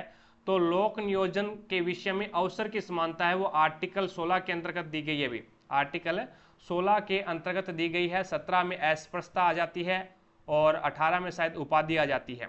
ठीक है, तो यहाँ पे आपका 16 नंबर आपका यानी 16 नंबर अनुच्छेद है, उसके अंदर बोला गया भी लोक नियोजन के अवसर में लोक नियोजन के विषय में अवसर की समानता दी गई है। आगे देखो भी नेक्स्ट आपके सामने है 15 नंबर क्वेश्चन। अब 15 नंबर क्वेश्चन में 7, 42, 5, 20 और यहाँ पे 11 बताना क्या आएगा। तो 7 का स्क्वायर करो और 7 घटा दो भी, 7 का स्क्वायर करोगे 49 आएगा, 49 में से 7 घटाओगे तो 42, 5 का स्क्वायर करोगे 25 आएगा, 5 घटा दो 20 आ जाएगा, 11 का स्क्वायर करोगे 121 आएगा, फिर 11 इसमें घटा दो तो ये आपके पास में 110 आ जाएगा, जो कि आपका 4 नंबर ऑप्शन बिल्कुल राइट हो जाएगा। आगे देखो भी नेक्स्ट 76 नंबर क्वेश्चन आपके सामने है। 9 वर्ष पूर्व पी और क्यू की आयु, पी की आयु क्यू की आयु की दुगनी थी, तो ये दुगनी हो जाएगी भी, पी की आयु है वो क्यू की आयु की दुगनी थी यदि उनकी वर्तमान आयु का अनुपात है वो 5:4 है भी, 5:4 है, ये वर्तमान आयु है और ये उसकी 9 वर्ष पहले की आयु है। तो यहाँ पे अंतर देखो कितने का, 3 का है और यहाँ पे भी अंतर 3 का है, तो 3 बराबर हमारे अनुसार अंतर 3 का है, लेकिन वो बता रहा है 9 वर्ष का है, तो 3 कम 3, 3 3 9, तो आपको बतानी है वर्तमान आयु का योग कितना है। तो वर्तमान आयु का योग कितना हो रहा है इसका, 4 और 5 9, और 9 27, 1 का मान कितना है 3 है, तो 9 का मान कितना आ जाएगा 27 हो जाएगा, जो कि आपका 2 नंबर ऑप्शन बिल्कुल राइट हो जाएगा। नेक्स्ट 77 नंबर क्वेश्चन देखो भी आपके सामने है। ऐसे कितने प्रतीक है जिसके ठीक पहले प्रतीक है और ठीक बाद एक संख्या है। तो प्रतीक, प्रतीक और संख्या आनी चाहिए, प्रतीक, प्रतीक और संख्या, तो यहाँ पे प्रतीक, प्रतीक और संख्या, तो ऐसा एक ही ग्रुप बनेगा, जो कि आपका 2 नंबर ऑप्शन बिल्कुल राइट हो जाएगा। 78 नंबर क्वेश्चन देखो भी आपके सामने है। सोडियम बाइकार्बोनेट, सोडियम बाइकार्बोनेट और एक दुर्बल खाद्य अम्ल के मिश्रण से क्या बनता है, तो वो बेकिंग पाउडर बनता है भी, क्या बनता है, बेकिंग पाउडर बनता है। बहुत बार पूछा गया ये क्वेश्चन, याद रख लेना।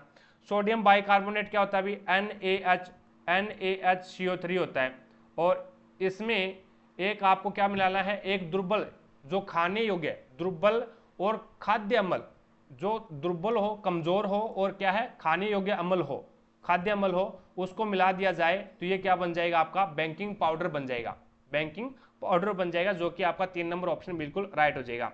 आगे देखो भी नेक्स्ट 79 नंबर क्वेश्चन आपके सामने है। 12 ओम, 16 ओम और 48 ओम के 3 प्रतिरोधों को समांतर क्रम में संयोजित किया जाता है, तो इसका निवल प्रतिरोध कितना होगा ये आपको ज्ञात करना है। तो समांतर क्रम में है तो निवल प्रतिरोध नेट रेजिस्टेंस कितना होगा, तो 1/12 प्लस में 1/16 और प्लस में 1/48, इस प्रकार से इसको ऐड करो भी। तो यहाँ पे 48 इसका क्या आ जाएगा, एलसीएम आ जाएगा, तो 12 चौके 48, 16 तिया 48 और 48 एकम 48। अब देखो भी ये जोड़ा तो कितना आ गया 8/48, अभी 8/48 है क्या आपके पास में, 1/r नेट है, ठीक है, आपको चाहिए r, तो r बराबर क्या आ जाएगा 48/8, 48/8, तो यहाँ पे 6 ओम है वो इसका क्या आ जाएगा, तुल्य प्रतिरोध आ जाएगा, जो कि आपका राइट आंसर होगा 3 नंबर ऑप्शन। आगे देखो भी नेक्स्ट आपके सामने है 80 नंबर क्वेश्चन। अब इसमें जो गुणा करवाना उसको गुणा करवा दो, 3x का इसके साथ में गुणा करवाओ पहले, तो ये बन जाएगा 3x की स्क्वायर और प्लस का 3 2 6x, और यहाँ पे फिर माइनस का निशान लगेगा, फिर इस -5x का इसके साथ में गुणा करवाओगे तो ये माइनस का 5x की स्क्वायर बनेगा, और उसके बाद में माइनस माइनस प्लस और 5 तिया 15x हो जाएगा, और प्लस में आपके पास में क्या है 7 है, जो कट रहा है उसको काट दो, तो यहाँ पे प्लस का ये है और ये माइनस का, तो ये माइनस का 2x की स्क्वायर बचेगा, उसके बाद में ये प्लस का 6x है और यहाँ पे 15x है, 15 और 6 21, तो यहाँ पे प्लस का 21x आ जाएगा, 21x और प्लस का आपके पास में 7 है, तो ये आपका राइट आंसर हो जाएगा, जो कि 3 नंबर ऑप्शन आपका यहाँ पे राइट आंसर हो गया। आगे देखो भी नेक्स्ट 81 नंबर क्वेश्चन आपके सामने है। इसमें आपको x और y का मान ज्ञात करना है, तो पहले दो से आप x का मान ज्ञात कर लो और फिर लास्ट 2 से आप y का मान ज्ञात कर लो। तो पहले 2 से x का मान ज्ञात करूंगा तो वज्र गुणा करवा दो यहाँ पे, तो ये हो जाएगा 63x बराबर में आपके पास में 105 × 9 हो जाएगा, आपस में गुणा मत करवाना, इस प्रकार से 105 का 9 के साथ में कट जाएगा, ये 63 है वो यहाँ पे क्या है गुणा में है, इधर जाएगा तो ये आपका भाग में चला जाएगा, तो यहाँ पे आपका भाग में आ जाएगा, तो 9 एकम 9, 9 साते 63, 7 एकम 7, 15 साते 105, तो यहाँ पे 15 बार कट गया, तो x का मान कितना आ गया 15 आ गया, x का मान आपका 15 आ गया। अब अंतिम दो से तो वर्जर गुणा करवाओगे तो यहाँ पे ये हो जाएगा 105y, 105y बराबर कितना हो जाएगा 63 × 5, अब आपको यहाँ पे y का मान चाहिए, y का मान चाहिए तो 105 इधर गुणा में चला, भाग में चला जाएगा, तो 63 × 5 अपॉन में 105, तो ये 5 से काटो, 5 एकम 5, और ये कितना बार कट जाएगा भाई, 21 पंजे 105 होते हैं, तो 21 एकम 21 और 21 दिया 63, तो यहाँ पे y का मान कितना आ जाएगा 3, y का मान 3 है और x का मान 15 है, जो कि आपका राइट आंसर क्या होगा 3 नंबर ऑप्शन हो जाएगा। अभी 82 नंबर क्वेश्चन देखो भी, किसी धारावाही चालक द्वारा उत्पन्न चुंबकीय क्षेत्र में वृद्धि के साथ घटता है, तो कोई भी धारावाही चालक है उसमें किसी धारावाही चालक द्वारा उत्पन्न चुंबकीय क्षेत्र है उसमें वृद्धि के साथ घटता है, तो दूरी में वृद्धि कर दें, दूरी में अगर आप वृद्धि करते हैं तो उसके साथ चुंबकीय क्षेत्र भी क्या हो जाएगा, घट जाएगा। तो कोई धारावाही चालक द्वारा उत्पन्न जो चुंबकीय क्षेत्र है और उसमें अगर आप दूरी कर देते हैं, आपस में दूरी कर देते हैं, तो इसमें क्या हो जाएगा, दूरी के साथ में आपका जो चुंबकीय क्षेत्र है वो क्या हो जाएगा, घट जाएगा, जो कि आपका 2 नंबर ऑप्शन है वो आपका राइट आंसर हो जाएगा। दूरी कम होगी तो चुंबकीय क्षेत्र भी क्या होगा, ज्यादा होगा। कोई चालक तार है और उस चालक तार से अगर आप दूरी बढ़ाते हैं, चालक तार से धारा से अगर आप दूरी बढ़ाते हैं तो धारा कम होगी, दूरी बढ़ाओगे तो धारा कम होगी, धारा कम होगी तो चुंबकीय क्षेत्र भी कम होगा, और धारा अधिक होगी। धारा अधिक कब होगी, जब आप चालक तार के नजदीक लेके आओगे, चालक तार के नजदीक लेके आओगे तो इसका मतलब क्या है, आपकी धारा ज्यादा होगी, धारा ज्यादा होगी तो चुंबकीय क्षेत्र भी क्या होगा, ज्यादा होगा। तो दूरी बढ़ाओगे तो क्या हो जाएगा, चुंबकीय क्षेत्र घट जाएगा। अगला क्वेश्चन देखो भी 83 नंबर क्वेश्चन आपके सामने है। इसमें बोला गया भी केंद्र में जनता पार्टी सरकार के गठन के बाद निम्न में से किस बहुराष्ट्रीय कंपनी ने विदेश मुद्रा विनिमय अधिनियम के अनुपालन में सक्षम नहीं होने के कारण भारत में अपने परिचालन को बंद कर दिया, क्योंकि इस अधिनियम के अनुसार विदेशी निवेशक भारतीय उद्यमों में 40% से अधिक का स्वामित्व नहीं रख सकते। तो वो आपका हो जाएगा कोका कोला, जो कि 1 नंबर ऑप्शन बिल्कुल राइट हो जाएगा। नेक्स्ट देखो भी 84 नंबर क्वेश्चन आपके सामने है। अब इसमें ये दे रखा है और इसको क्या करना है, आपको पहले तो अल्फाबेट के हिसाब से सेट करना है और कितने अक्षरों का स्थान चेंज हुआ है ये आपको बताना है। तो ये है FLAGSTONE। अब यहाँ पे पहले आएगा A और उसके बाद में आएगा E और उसके बाद में आएगा F, फिर आएगा G और उसके बाद में आपका आ जाएगा L और उसके बाद में N आ जाएगा, फिर आ जाएगा आपका O, फिर आ जाएगा S और फिर आ जाएगा T। तो यहाँ पे एक तो O का स्थान चेंज नहीं हुआ, एक G का स्थान चेंज नहीं हुआ, बाकी सभी का स्थान चेंज हो गया। तो 2 अक्षर ऐसे हैं जिनका स्थान है चेंज नहीं हुआ है। 85 नंबर क्वेश्चन देखो भी आपके सामने है। अब 85 नंबर क्वेश्चन में आपको बोला गया भी A के पास एक निश्चित धनराशि है और B के पास भी कुछ धनराशि है। तो मैं मान लेता हूँ भी A और B के पास में, A के पास X रुपये है और B के पास Y रुपये है। अब इसने बोला है भी यदि A B को 130 रुपये देता है, तो A है वो B को 130 रुपये दे रहा है, तो A से 130 रुपये कम होंगे, यानी X माइनस 130, और ये किसको दे रहा है, B को दे रहा है, तो 130 इसमें जोड़ दो। तो B की राशि A के पास बची राशि, A के पास बची शेष राशि के 1/5 गुने के बराबर हो जाती है। तो एक B के पास है, वो A के पास जो शेष राशि बची है ना, उसकी 1/5 गुनी B के पास हो जाती है। तो इसको बराबर करने के लिए मैं क्या करूँगा, 3/2 से इसको गुना करूँगा।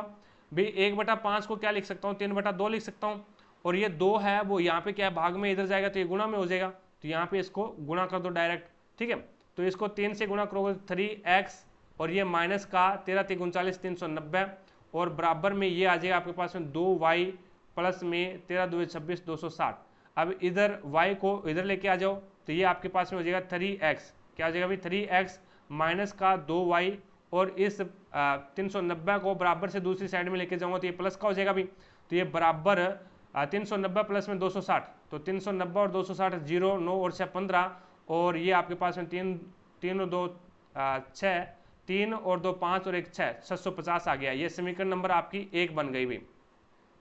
उसके बाद में इसने दूसरा क्या बोला है, दूसरा देखो भी, यदि B है वो A को 70 रुपये देता है, B है वो A को 70 रुपये देता है, तो B A को 70 रुपये दे रहा है, तो यहाँ पे आपका y माइनस में 70, y माइनस में 70 और यहाँ पे हो जाएगा x प्लस में 70। I am right. अब उसके बाद में A के पास A की राशि B के पास बची राशि के दोगुने के बराबर हो जाती है। तो जो A की राशि है ना, वो बी के पास जो बची राशि है ना उसकी दुगनी हो जाती है, तो 2 से गुना कर दो आपको, किसको, बी को। अब उसके बाद में यहाँ पे हो जाएगा बी, तो ए की राशि है वो बी के पास बची शेष राशि के, बी के पास है बची शेष राशि के दुगने के बराबर हो जाती है, तो यहाँ पे 2y माइनस में 140 और यहाँ पे आपके पास में x प्लस में 70 हो जाएगा। अब उसके बाद में इसको सोल्व करो, अब इसमें समीकरण बनेगी, तो यहाँ पे इस 2x को इधर लेके आ जाऊं, तो ये आपके पास में क्या होगा, x माइनस में 2y, और इस 70 को बराबर से दूसरी साइड में लेके जाऊंगा, तो ये बराबर का माइनस का पहले से 140 है और 70 भी माइनस का हो जाएगा, तो ये माइनस का 210 हो जाएगा। ये समीकरण नंबर 2 है। अब समीकरण नंबर 1 से समीकरण नंबर 2 को जोड़ने पर, तो यहाँ पे समीकरण नंबर 1 को 2 में जोड़ने पर, तो यहाँ पे 3x आ जाएगा और माइनस का 2y है और बराबर का 650 है। अब जोड़ोगे तो निशान चेंज होगा, तो ये माइनस, ये प्लस और ये आपका माइनस, तो यहाँ पे ये कैंसिल हो गया, ये आपका माइनस का 4x बच गया, माइनस का 2x आएगा भाई, माइनस का 2x बचेगा यहाँ पे, और इधर आपका माइनस का क्या बचेगा, माइनस का 0 और ये 6 और ये आ जाएगा आपके पास में 8, यानी 860। माइनस से माइनस कैंसिल हो गया, माइनस से माइनस कैंसिल हो गया। अब यहाँ पे आपके पास में x का मान कितना आ गया, x बराबर कितना आ गया, तो 2 का भाग चला जाएगा इसमें, तो 2 चौका 8, 2 तिया 6 और 0, यानी x का मान है वो 430 आ गया। अब ये x का मान है वो समीकरण नंबर 1 में रख दो, तो आपके पास में y का मान आ जाएगा, या फिर समीकरण नंबर 2 में रख दो, तो मैं समीकरण नंबर 2 में रख रहा हूँ, तो यहाँ पे 430 माइनस में 2y और बराबर में माइनस का 210 है। अब ये यहाँ पे 430 प्लस का है, बराबर से दूसरी साइड में जाएगा, तो ये भी माइनस का हो जाएगा, तो माइनस का 2y बराबर में माइनस का 210 में माइनस का 430 जुड़ेगा, तो ये हो जाएगा 0, 4 और 640, तो y बराबर कितना हो जाएगा, y बराबर हो जाएगा 2 तिया 6, 2 दुआ 4 और 0, तो यहाँ पे 320 आ जाएगा। y का मान 320 है और x का मान 430 है। आपको पूछा क्या है, तो a और b की कुल आयु पूछी है, कुल धनराशि पूछी है, तो दोनों को जोड़ दो भी, 430 और 430 है, और ये हो जाएगा 0 0 और 3 2 5 4 3 7, तो 750 रुपये आ जाएगा दोनों का। आगे चलते हैं, नेक्स्ट देखिएगा अगला क्वेश्चन 86 नंबर क्वेश्चन है, निम्न में से कौन सी धातु चांदी की तुलना में कम अभिक्रियाशील है। तो यहाँ पे ये होता है के ना कार मांगे, के ना कार मांगे, फिर के ना कार मांगे आलू जाने, आलू जाने, फिर प्रभु है, प्रभु है क्यों होगी, क्यों होगी, के ना कार मांगे आलू जाने फिर प्रभु है क्यों होगी, यानी एच जी, होगी आगे औरत, ये होता है भी। तो यहाँ पे चांदी यानी एजी सिल्वर, और उससे कम अभिक्रियाशील कौन है, तो आपका सोना, एयू सोना, यानी 2 नंबर ऑप्शन बिल्कुल राइट हो जाएगा। नेक्स्ट देखो भी 87 नंबर क्वेश्चन आपके सामने है, रक्तचाप या रक्तदाब के संबंध में निम्न में से कौन सा कथन गलत है, ये आपको बताना है। तो शिराओं में दाब धमनियों की तुलना में बहुत अधिक होता है, बिल्कुल गलत बात है भी, क्योंकि शिराओं के अंदर दाब है वो धमनियों की तुलना में बहुत कम होता है भी। सबसे ज्यादा दाब होता है वो धमनियों के अंदर होता है, और धमनियां है वो आपकी बाएं नीले से निकलती है, और बाएं नीले में बहुत ज्यादा प्रेशर होता है, और उस प्रेशर की वजह से धमनियां है वो रक्त को कहां पे लेके जाती है, शरीर के अंदर लेके जाती है। अब इसने बोला 2 नंबर देखो, नीले संकुंचन के दौरान दाब को प्रकुंचन दाब यानी सिस्टोलिक प्रेशर कहा जाता है। जब नीले का संकुंचन होता है तो संकुंचन के अंदर दाब बढ़ेगा, तो उसे सिस्टोलिक प्रेशर कहते हैं, और नीले स्थिलन के दौरान दाब को अनुस्थिलन दाब या फिर डायस्टोलिक प्रेशर कहते हैं, बिल्कुल सही बात है। और उसके बाद में यहाँ पे सामान्य प्रकुंचन दाब यानी सिस्टोलिक प्रेशर है वो 120 mmHg यानी मिलीमीटर HG के अंदर इसको मापा जाता है, पारे के अंदर होता है। और अनुस्थिलन दाब जो आपका डायस्टोलिक दाब होता है वो 80 mmHg होता है, और इस दाब को स्पिग्मोमेनोमीटर के द्वारा मापा जाता है, तो ये भी बिल्कुल सही बात है। तो यहाँ पे आपका 1 नंबर ऑप्शन है वो बिल्कुल राइट हो जाएगा भी इसमें। आगे देखो भी, भारत सरकार द्वारा किस वर्ष तमिल भाषा को शास्त्रीय भाषा घोषित किया गया था? तो तमिल को 2004 के अंदर शास्त्रीय भाषा का दर्जा दिया गया था। आगे देखो भी नेक्स्ट आपके सामने है 89 नंबर क्वेश्चन। इसके आधार पर आपको बताना है कौन सा सत्य है। तो यहाँ पे देखो भी डी से पी बड़ा है क्या? तो डी ये रहा, डी से के बड़ा है, के और ए दोनों बराबर है, और पी से ए बड़ा है, तो ये अपन नहीं बता सकते। उसके बाद में देखो भी जेड से ए बड़ा है क्या या फिर बराबर है? तो जेड से पी बड़ा है और पी से ए बड़ा है, तो यहाँ पे तो ए बड़ा है, बराबर तो नहीं हो सकता, तो ये भी गलत है। और उसके बाद में जेड और ई दोनों बराबर है क्या? तो जेड और ई दोनों बराबर अपन नहीं बता सकते, ये भी गलत है। और अब बताओ भी ई से ए बड़ा है क्या? तो ई से डी बड़ा है, डी से के बड़ा है, और के और ए दोनों बराबर है, तो अपन बता सकते हैं भी ई से आपका ए है वो बड़ा है। 4 नंबर ऑप्शन बिल्कुल राइट हो जाएगा। नेक्स्ट नंबर क्वेश्चन देखो भी आपके सामने है। इसमें आपको बोला गया है भी कुछ भालू है वो टेडी है, कुछ जो आपके भालू है बी से बियर है वो आपके टी से टेडी हो जाएगा भी, ठीक है। और कुछ खरगोश है वो टेडी है, तो कुछ के एच से खरगोश बन जाएगा, वो क्या आपके टेडी है। और सभी खरगोश है वो क्या है? मुलायम है, तो एम से मुलायम बना दो भी, कोई दिक्कत ही नहीं है। अब देखो भी निष्कर्ष क्या है, तो कुछ खरगोश भालू है क्या? खरगोश वाला भालू को काट रहा है क्या? नहीं काट रहा। और उसके बाद में सभी टेडी है वो मुलायम है क्या? तो टेडी टी से टेडी है वो एम से मुलायम वाले में आ रहा है क्या? तो नहीं आ रहा, यानी कुछ आ रहा है सभी नहीं आ रहे। तो यहाँ पे नया तो निष्कर्ष पहला और नए निष्कर्ष सेकंड, तो यहाँ पे 2 नंबर ऑप्शन बिल्कुल राइट हो जाएगा। 91 नंबर क्वेश्चन देखो भी आपके सामने है। अब 91 नंबर में बोला गया भी निम्नलिखित में से कौन सा एक संतृप्त हाइड्रोकार्बन है?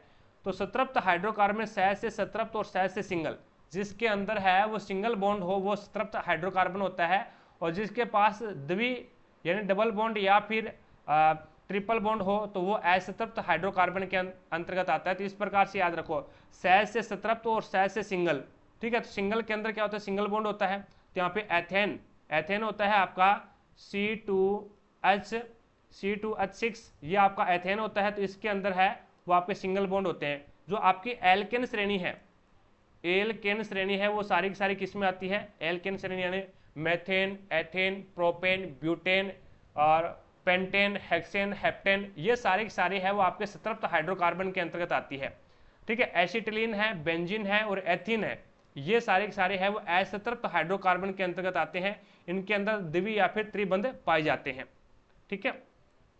आगे देखो भी नेक्स्ट आपके सामने है 92 नंबर क्वेश्चन। इसमें बोला गया है शालिका अपने घर से दक्षिण की ओर 15 किलोमीटर पैदल चलती है, ये लो, और उसके बाद में पूर्व की ओर मुड़ती है और 10, ये 15 चली और उसके बाद में 10 चली है, ये लो 10 चला दिया। और उसके बाद में इसने बोला भी उत्तर की ओर मुड़ी और 25 किलोमीटर चली, तो ये लो 25 किलोमीटर चला दो भी। और उसके बाद में अंत में पश्चिम की ओर मुड़ती है और 15 मीटर चलती है, तो ये लो 15 मीटर चला दिया। अब इसने बोला है अब वह अपने घर से किस दिशा में है? अपने घर से किस दिशा में है? तो उसका घर ये है, और यहाँ से डायरेक्शन बनेगी, तो ये आपका उत्तर और पश्चिम, उत्तर पश्चिम आपका यहाँ पे राइट आंसर होगा। 93 नंबर क्वेश्चन देखो भी आपके सामने है। नीलेश ने जो की कुछ मात्रा 5,000 रुपये में खरीदी और उसने इसके आधे भाग को 20% लाभ पर बेच दिया। यदि नीलेश पूरे सौदे में 15% लाभ प्राप्त करना चाहता है तो जो कि शेष मात्रा का विक्रय मूल्य आपको बताना है। देखो भी अगर वो 15% टोटल लाभ चाहता है तो यहाँ पे 5,000 का 15% निकाल लो पहले, तो आप तो 15% निकालोगे तो 2 से 2 कैंसिल हो जाएगा भी, और 15×5 = 75 यानी 750 रुपये होना चाहिए, 750 रुपये का लाभ होना चाहिए। अब आधे जो को यानी 2500 रुपये को 2500 आधे मात्रा को यानी 2500 रुपये को 20% लाभ पे बेच दिया, तो इसका 20% लाभ कितना होगा? तो 2 से 2 कैंसिल कर दो भी, तो ये 0 25 2 50 यानी 500, तो यहाँ पे 500 रुपये तो इसका लाभ हो गया। टोटल लाभ 750 चाहिए, तो अब लाभ कितना होना चाहिए? 250 रुपये होना चाहिए। अब यहाँ पे बचा कितना है? 2500 को बेचना है, 2500 रुपये के जो है वो तो बेच दिए इसने 20% के लाभ पर। अब 2500 रुपये के जो और बेचने हैं और इसका विक्रय मूल्य कितना करेगा ये? तो 250 का लाभ कमाएगा, 2500 रुपये इसका क्रय मूल्य है, तो ये 2750 हो जाएगा। तो 2750 इसका क्या आ जाएगा? विक्रय मूल्य आ जाएगा, जो कि 1 नंबर ऑप्शन बिल्कुल राइट हो जाएगा। 94 नंबर क्वेश्चन देखो भी आपके सामने है। एक व्यापारी अंकित मूल्य पर 15% की छूट देता है और उपरोक्त स्वयं व्यवहार के माध्यम से 19% का लाभ प्राप्त करने के लिए अपने माल पर क्रय मूल्य से कितने प्रतिशत अधिक अंकित मूल्य करना चाहिए? तो इसके लिए मैंने आपको एक ट्रिक बताई है कि अंकित मूल्य और आपका जो क्रय मूल्य है उसमें रिलेशन ये होता है, यहाँ पे आपका सीपी और यहाँ पे आपका एमआरपी आ जाएगा, ठीक है। एमआरपी इसके अंदर रिलेशन क्या होता है, तो यहाँ पे 100 माइनस में डिस्काउंट आता है और यहाँ पे आता है 100 प्लस में आपका प्रॉफिट आता है, ठीक है। अब 100 माइनस डिस्काउंट यानी 85 और 100 प्लस डिस्काउंट 100 प्लस प्रॉफिट, तो यहाँ पे आ जाएगा आपका 119। आप देख लो भी, यानी 85 रुपये उसका क्रय मूल्य है और 119 रुपये इसका क्या है, अंकित मूल्य है। तो कितना अधिक किसने अंकित किया है तो वो यहाँ पे देख लो। अब 119 में से 85 जाएगा तो 9 में से 5 जाएगा तो 4 बचेगा, और उसके बाद में यहाँ पे बच गया आपका 3, 11 में से 8 जाएगा तो 3 बचेगा। 34 रुपये अधिक कितने पर, 85 के ऊपर इंटू 100, तो ये 5 से काट दो 17, 5 85, 5 से काटोगे 17, 5 85 होते हैं, और बी 5 100, 17 1 17, 17 दुए 34, तो 20 दुए 40, तो यहाँ पे 40% अधिक अंकित करना पड़ेगा, जो कि 3 नंबर ऑप्शन आपका बिल्कुल राइट हो जाएगा। उसके बाद में देखो भी 95 नंबर क्वेश्चन आपके सामने है, समष्टि अर्थशास्त्रीय विश्लेषण में सीमांत बचत प्रवृत्ति किसे दर्शाती है। तो एमपीएस है वो किसे दर्शाती है, तो किसी व्यक्ति की आय में प्रति इकाई परिवर्तन के फलस्वरूप उसकी बचत में परिवर्तन ही क्या कहलाता है, तो समष्टि अर्थशास्त्र कहलाता है। यानी समष्टि अर्थशास्त्र है वो मैक्रो इकोनॉमिक्स एनालाइस है, वो सीमांत बचत प्रवृत्ति किसे बोलते हैं, तो किसी व्यक्ति की आय में प्रति इकाई परिवर्तन के फलस्वरूप उसकी बचत में परिवर्तन ही आपका एमपीसी कहलाता है। तो आपका यहाँ पे 1 नंबर ऑप्शन बिल्कुल राइट हो जाएगा। 96 नंबर क्वेश्चन देखो भी आपके सामने है। अब इसमें बोला गया भी अपवर्तनांक 1.33 वाले जल से भरे एक 30 सेंटीमीटर ऊंचे गिलास के तल में एक सिक्का रखा गया है, तो सिक्के की आभासी गहराई आपको बताने क्या होगी। तो आपको पता है भी अपवर्तनांक बराबर क्या होता है, भी ये याद रख लेना, फॉर्मूला है इसका। अपवर्तनांक बराबर होता है आपका वास्तविक गहराई, और अपवर्तन में क्या होता है भी आभासी गहराई होता है। अपवर्तन में आभासी गहराई। अब यहाँ पे आपको अपवर्तनांक दे रखा है 1.33, बराबर में वास्तविक गहराई कितनी है, 30 है गिलास की, यानी गिलास कितना ऊंचा है, 30 है, तो 30 इसकी गहराई हो जाएगी। और आभासी गहराई आपको क्या करना है, ज्ञात करना है। एक्स मान लिया मैंने, वज्र गुणा करवा दो, वज्र गुणा करवाओगे तो यहाँ पे आ जाएगा 1.33x बराबर में 30 हो जाएगा। अब x बराबर कितना हो जाएगा, भी x बराबर है वो 1.33 है, वो इसके अपॉन में चला जाएगा, तो ये हो जाएगा 30 अपॉन में 1.33। अब यहाँ से पॉइंट हटाओगे तो ऊपर क्या लग जाएगा आपके पास में 100 लग जाएगा, तो ये हो जाएगा 3000 अपॉन में 133, और इसको सोल्व करोगे तो ये आपके पास में आ जाएगा 22.6 सेंटीमीटर। इसकी क्या आ जाएगी, आभासी गहराई आ जाएगी, जो कि 3 नंबर ऑप्शन आपका बिल्कुल राइट हो जाएगा। आगे देखो भी नेक्स्ट 97 नंबर क्वेश्चन आपके सामने है। पश्चिमी राजस्थान में थार रेगिस्तान की सीमा पर रहने वाले निम्न में से किस समुदाय के लिए वन और वन्य जीव का संरक्षण एक धार्मिक सिद्धांत रहा है, तो वो आपका रहा है बिश्नोई समुदाय, जो कि 2 नंबर ऑप्शन बिल्कुल राइट हो जाएगा। नेक्स्ट देखो भी अगला है 98 नंबर क्वेश्चन। महिलाओं के अधिकारों को बढ़ावा देने के लिए 1852 में महिला सेवा मंडल की शुरुआत किसने की थी, तो वो सावित्रीबाई फुले ने की थी। भी महिलाओं के अधिकारों को बढ़ावा देने के लिए 1852 में महिला सेवा मंडल की शुरुआत किसने की है, तो वो सावित्रीबाई फुले ने की है। 1 नंबर ऑप्शन बिल्कुल राइट हो जाएगा आपका। आगे देखो भी नेक्स्ट आपके सामने ये गजब का क्वेश्चन है। अभी अब इसने बोला भी एक टैंक से 30 पाइप जोड़े गए हैं, इनमें से कुछ भरने वाले पाइप है और शेष खाली करने वाले पाइप है। प्रत्येक भरने वाले पाइप टैंक को 24 घंटे में पूर्णतः भर सकता है, और प्रत्येक खाली करने वाला जो पाइप है वो टैंक को 18 घंटे में पूर्णतः खाली कर सकता है। जब सभी पाइप एक साथ खोल दिए जाएं तो टैंक है वो पूर्णतः एक सही 1/2 यानी 3/2 घंटे में क्या है भर 3/2 घंटे में समय लेता है भरने में। यदि इन दिए गए पाइपों में से खाली पाइपों की संख्या आपको बतानी कितनी है, तो मैं यहाँ पे भरने वाले पाइप की संख्या है वो x मान लेता हूँ भी, और खाली करने वाले पाइप की संख्या कितनी हो जाएगी 30 - x हो जाएगी। अब यहाँ पे आपको एक पाइप है वो 24 घंटे के अंदर एक पाइप है वो 24 घंटे के अंदर टंकी को भरता है। अब इसमें आपको पता नहीं है कितने पाइप है, हमने तो x मान रखा है, तो अब x के अंदर है वो 24 का भाग लगा दो भी, तो ये टंकी का भाग भर जाएगा। यानी टोटल जो आपके पाइप है उन पाइप के अंदर है वो एक पाइप का अगर आप भाग लगाते हैं तो आपके पास में टंकी का भरा हुआ भाग आता है। तो ये टंकी का x/24 भाग भर गया, और माइनस इसके अंदर क्या कर रहा है, ये खाली, ये क्या है आपके पास में, ये तो आपके x है वो भरने वाले पाइप है, x भरने वाले पाइप है, और 30 में x है ये आपके खाली करने वाले पाइप है। तो ये आपका खाली करेगा तो मैंने माइनस लगा दिया, माइनस, और यहाँ पे ये प्रत्येक पाइप है वो 18 घंटे में खाली कर रहा है, तो यहाँ पे इसका क्या कर देंगे, 18 का भाग लगा देंगे। तो ये इतना भाग खाली कर रहा है, ये इतना भाग भर रहा है, और ये इतना भाग है वो खाली कर रहा है। और बराबर में कितना समय लग रहा है इसको, बराबर में इसको समय लग रहा है 1 सही 1/2 को मैं क्या लिखूंगा, 3/2 लिखूंगा, 3/2 लिखूंगा। अब इसका भाग भरवाना है आपको, इसका आपको क्या करना है, भाग भरवाना है। तो यहाँ पे इसमें टैंक को पूर्णतः भरने के लिए, टैंक को पूर्णतः भरने में 1 सही 1/2 घंटे का समय लगता है, 1 सही 1/2 घंटे का समय लगता है। तो ये आपका 3/2 की बजाय आपका क्या हो जाएगा, 2/3 हो जाएगा अभी, 2/3 हो जाएगा। अब ये 2/3 क्यों हुआ, अब क्योंकि यहाँ पे इसमें आपको 2/3 यानी ये आपका भाग हो गया, यानी ये इतना भर रहा है, इतना पानी ये निकाल रहा है, इतना भाग टंकी का ये भर रहा है, और इतना भाग है वो ये टंकी का खाली कर रहा है, और ये समय था और समय का हमने उल्टा कर दिया तो वो क्या हो गया, आपका भाग हो गया, और ये टंकी का इतना भाग है वो भरा जा रहा है। ठीक है, टंकी का इतना भाग भर गया। अब यहाँ पे देखो भी, अब इसका आप एल्शियम ले लो भी, एल्शियम लोगे तो इसमें एल्शियम है वो आपके पास में 72 आ जाएगा, 24 या 72 होता है, तो यहाँ पे 3x आ गया आपके पास से, और माइनस में अब ये यहाँ पे आपका हो जाएगा 18 चौके 72, और ये हो जाएगा 4 तिया 120, और ये माइनस और माइनस प्लस हो जाएगा, और ये आपके पास में 4x आ जाएगा, और बराबर में आपके पास में 2/3 आ जाएगा।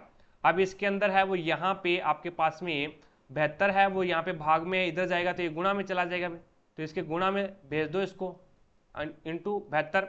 तो यहाँ पे ये 4x है और यहाँ पे ये 3x है, तो ये कितना हो गया 7x, और ये माइनस का 120 है। अब इसको काटा पीटी करो भाई, 3 कम 3 और 3 2 6 बच गया, 3 चौके 12, तो यहाँ पे 24 2 48, तो बराबर ये आपके पास में आ जाएगा 48। अब यहाँ पे ये माइनस का इधर जाएगा तो ये प्लस का हो जाएगा, 7x बराबर में कितना आ जाएगा 8, 4 और 2 6 और 1 168 आ गया। अब x बराबर में क्या आ जाएगा, x बराबर में आपके पास में 7 से भाग दे दो, तो ये 7 2 तो 14 होते हैं, बच गया 2, 28 7 चौके 28। तो आपने x माना क्या था, आपने x भरने वाले पाइप माने हैं, और आपको पूछ रहा है खाली करने वाले पाइप। टोटल आपके पास में 30 है, और 30 में से 24 आप माइनस कर दोगे तो 6 पाइप है वो आपके खाली करने वाले हो जाएंगे, जो कि 1 नंबर ऑप्शन बिल्कुल राइट हो जाएगा। आगे देखो भी, नेक्स्ट आपके सामने है विद्युत मोटर। विद्युत मोटर है वो विद्युत ऊर्जा को यांत्रिक ऊर्जा में परिवर्तित करता है। यहाँ पे आपका राइट आंसर होगा 2 नंबर ऑप्शन। यांत्रिक ऊर्जा कौन सी होती है, जो गोल गोल घूमती है ना वो, यानी विद्युत ऊर्जा उसको मिली और उसके बाद में वो मोटर है वो विद्युत ऊर्जा जैसे ही मिलेगी तो वो मोटर घूमने लग जाएगी, और तो घूमना ये क्या है, यांत्रिक ऊर्जा है। डायनमो क्या करता है, घूमता है और घूमने के बाद में आपको क्या है, लाइट देता है, घूमने के बाद में विद्युत उत्पन्न करता है। तो इसका मतलब क्या है, वो यांत्रिक ऊर्जा को विद्युत ऊर्जा में कन्वर्ट कर रहा है, और मोटर है वो आपकी विद्युत ऊर्जा को यांत्रिक ऊर्जा में कन्वर्ट कर रही है। तो यहाँ पे आपका राइट आंसर होगा 2 नंबर ऑप्शन। तो इस प्रकार से हमने एक पेपर और कंप्लीट कर लिया भी। आई होप आपको प्रत्येक क्वेश्चन इजी तरीके से समझ में आया होगा भी। अगर फिर भी कोई भी क्वेश्चन में आपको डाउट लगती है तो मुझे कमेंट सेक्शन में कमेंट करके जरूर बताएं, आपकी डाउट को क्लियर किया जाएगा। नेक्स्ट जो हमारी क्लास रहेगी वो 29 सितंबर 2022 को जो पहली पारी में पेपर हुआ था उस पेपर पर रहने वाली है।